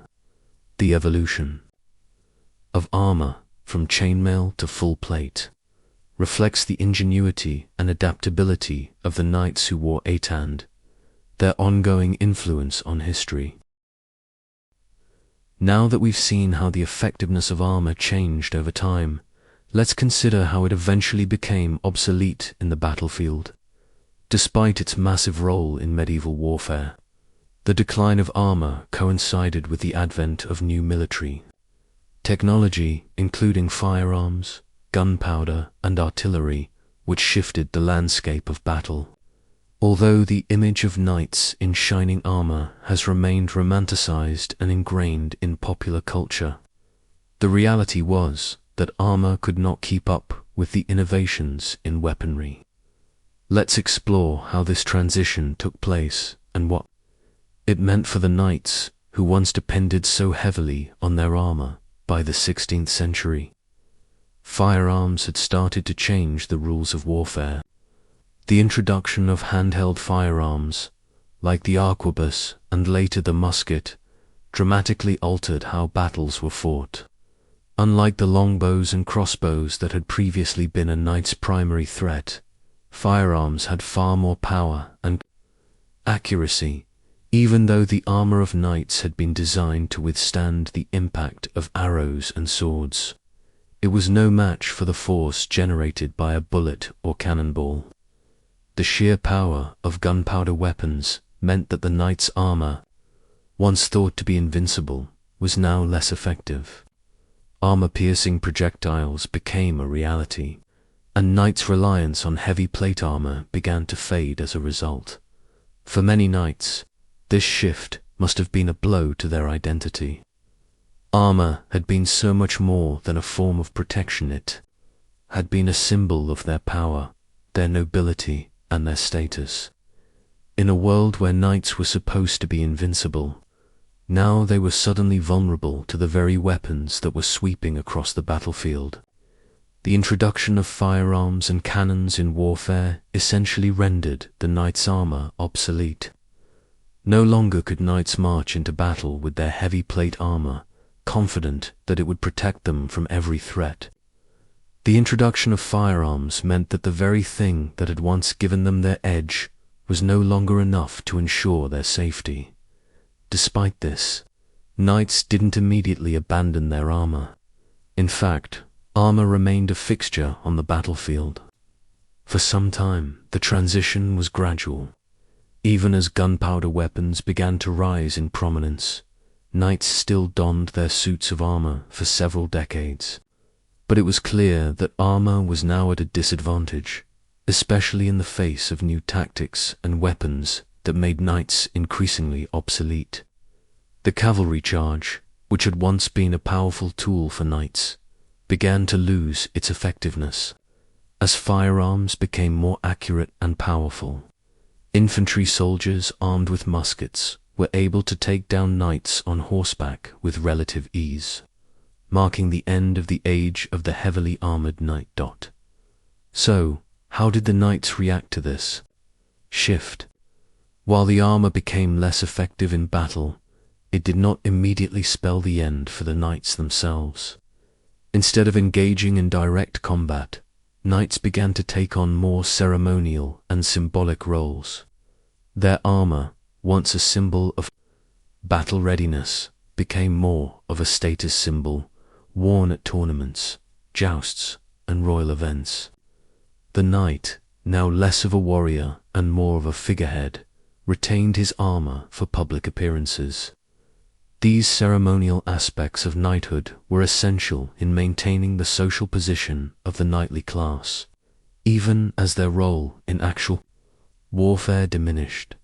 Jousting tournaments, for example, became a way for knights to continue showcasing their skills, albeit in a more controlled and less lethal environment. Jousting, as we've seen, was not just a sport. It was a way for knights to display their prowess and reaffirm their status. The tournaments often featured knights in full armor, showcasing the image of chivalry, honor, and combat skill. While these events had their roots in military training, they had evolved into a form of entertainment, with knights participating not as soldiers, but as competitors demonstrating their skills in a peaceful contest. In many ways, jousting allowed knights to preserve their identity as warriors without the risk and carnage of actual battle, Historians still argue over the exact timeline of the decline of knights in armor, but the shift was undeniably tied to the evolution of warfare itself. The rise of firearms, gunpowder, and artillery changed everything. Knights, once the dominant force on the battlefield, found themselves increasingly irrelevant as infantry soldiers equipped with firearms and cannons took over. The value of heavily armored cavalry diminished, and armies adapted to more mobile, faster tactics that didn't require heavy plate armor. The decline of the knightly class was not just about the disappearance of armor. It was a cultural shift that mirrored the rise of modernity and the transformation of warfare. The age of chivalry, with its romantic notions of knights, honor, and personal combat, gave way to an era defined by gunpowder, industrialization, and the rise of nation-states. Armies no longer fought in the romanticized manner of knights charging into battle in full armor. Instead, battles were won through strategy, technological superiority, and superior firepower. The knight in shining armor slowly became an anachronism, unable to compete with the changing nature of warfare. But the decline of knights did not mark the end of their cultural influence.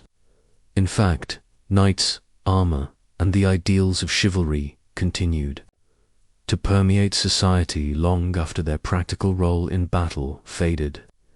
The image of the knight, though no longer effective in war, continued to symbolize the ideals of honor, bravery, and nobility. Over the centuries, knights became the subject of myths, legends, and works of literature. From the stories of King Arthur and the Knights of the Round Table, to the heroic tales of Templar knights, the knight in shining armor lived on in the collective imagination. Even in modern times, the concept of knights continues to be part of our cultural landscape. The image of the knight clad in armor, fighting for justice and righteousness, has transcended the battlefield. It lives on in books, movies, and television shows, where knights continue to embody virtues of bravery, loyalty, and the protection of the weak. The chivalric ideals, which were so important to the knights of medieval Europe, are still referenced in our contemporary world, even if their practical application has long since vanished. Though knights no longer ride into battle in full plate armor, their legacy continues to influence how we view courage, honor, and nobility. The knight in shining armor may have faded from the battlefield, but he remains a powerful symbol of an era that shaped the very foundation of Western civilization. And while the armor itself may be obsolete, the essence of what it represented, the ideals of knighthood, and the values associated with it remains as relevant today as ever. As we consider the evolution of medieval armor, from its rise to its fall, we can't help but reflect on the broader implications of armor and the knightly class. The story of armor is a story of adaptation, of survival, and of the relentless pursuit of better protection in the face of new threats. From the earliest leather and chainmail to the iconic full-plate armor, knights shaped and were shaped by the armor they wore. And while the time of the knight in shining armor may have passed, their story lives on as a symbol of the enduring values of strength, honor, and duty. Now that we've examined how the role of armor evolved, we come to the final chapter of our journey, the lasting legacy of the knight's armor.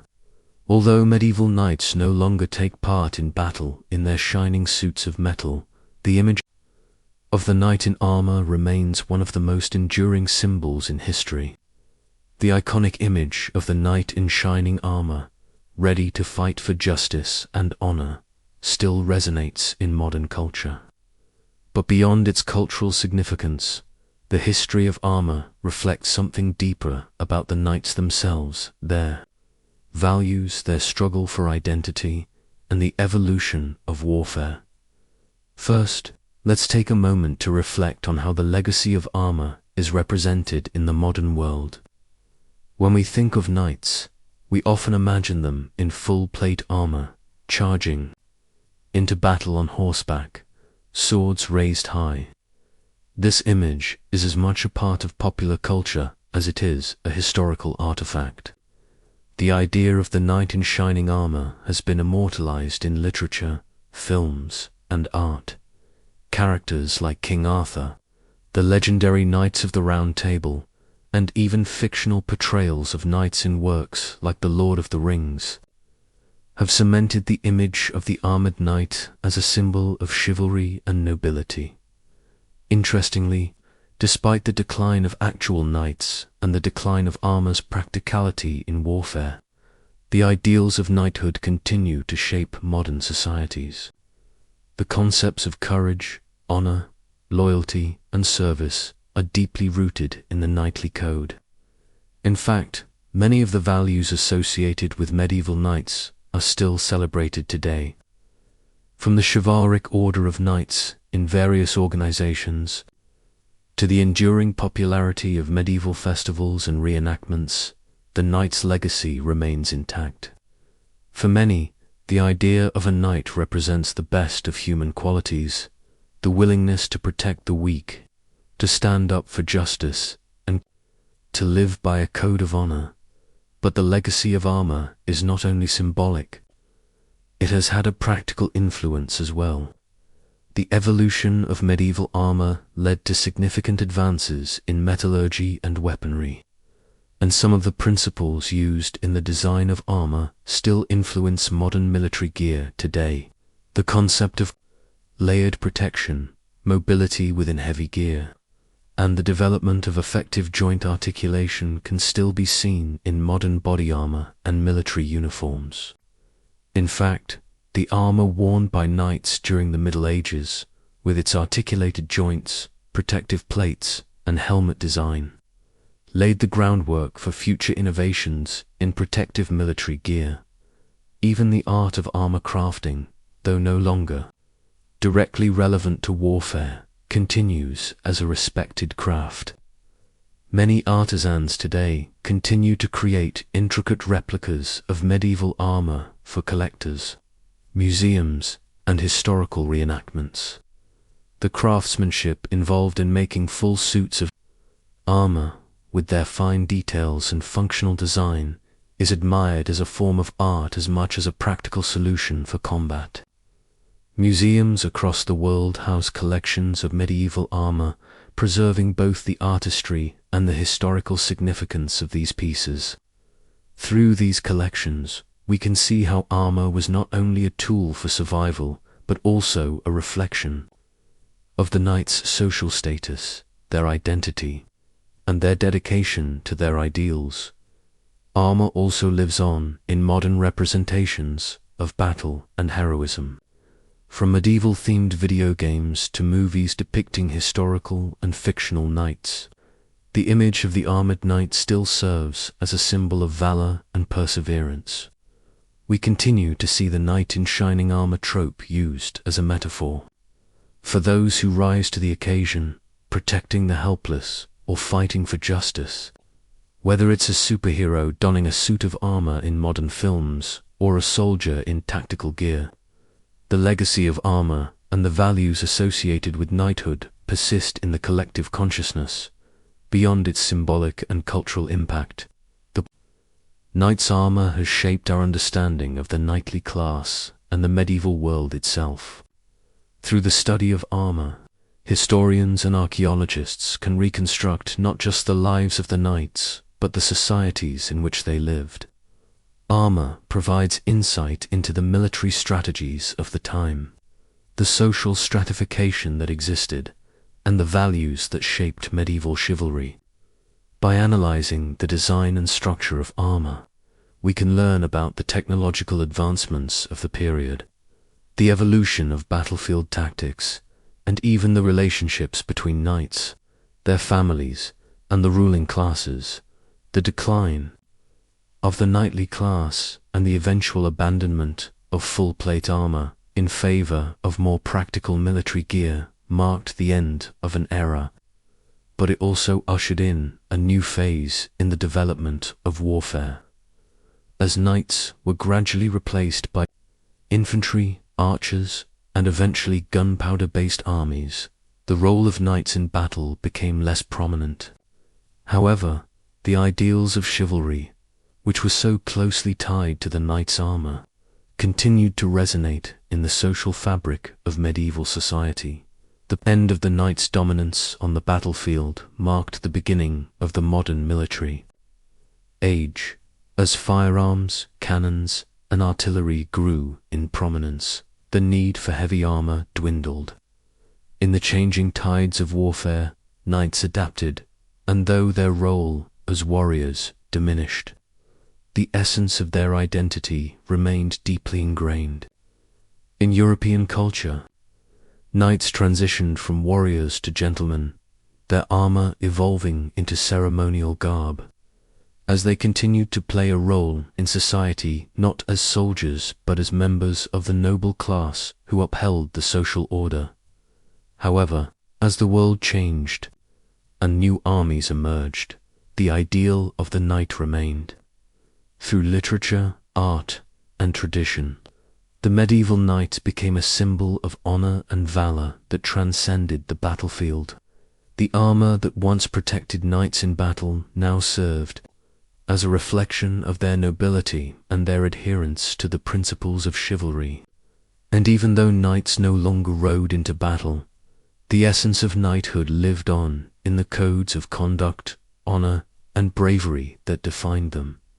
Today, when we think of knights and their armor, we often imagine a romanticized image of medieval warriors fighting for justice and protecting the helpless.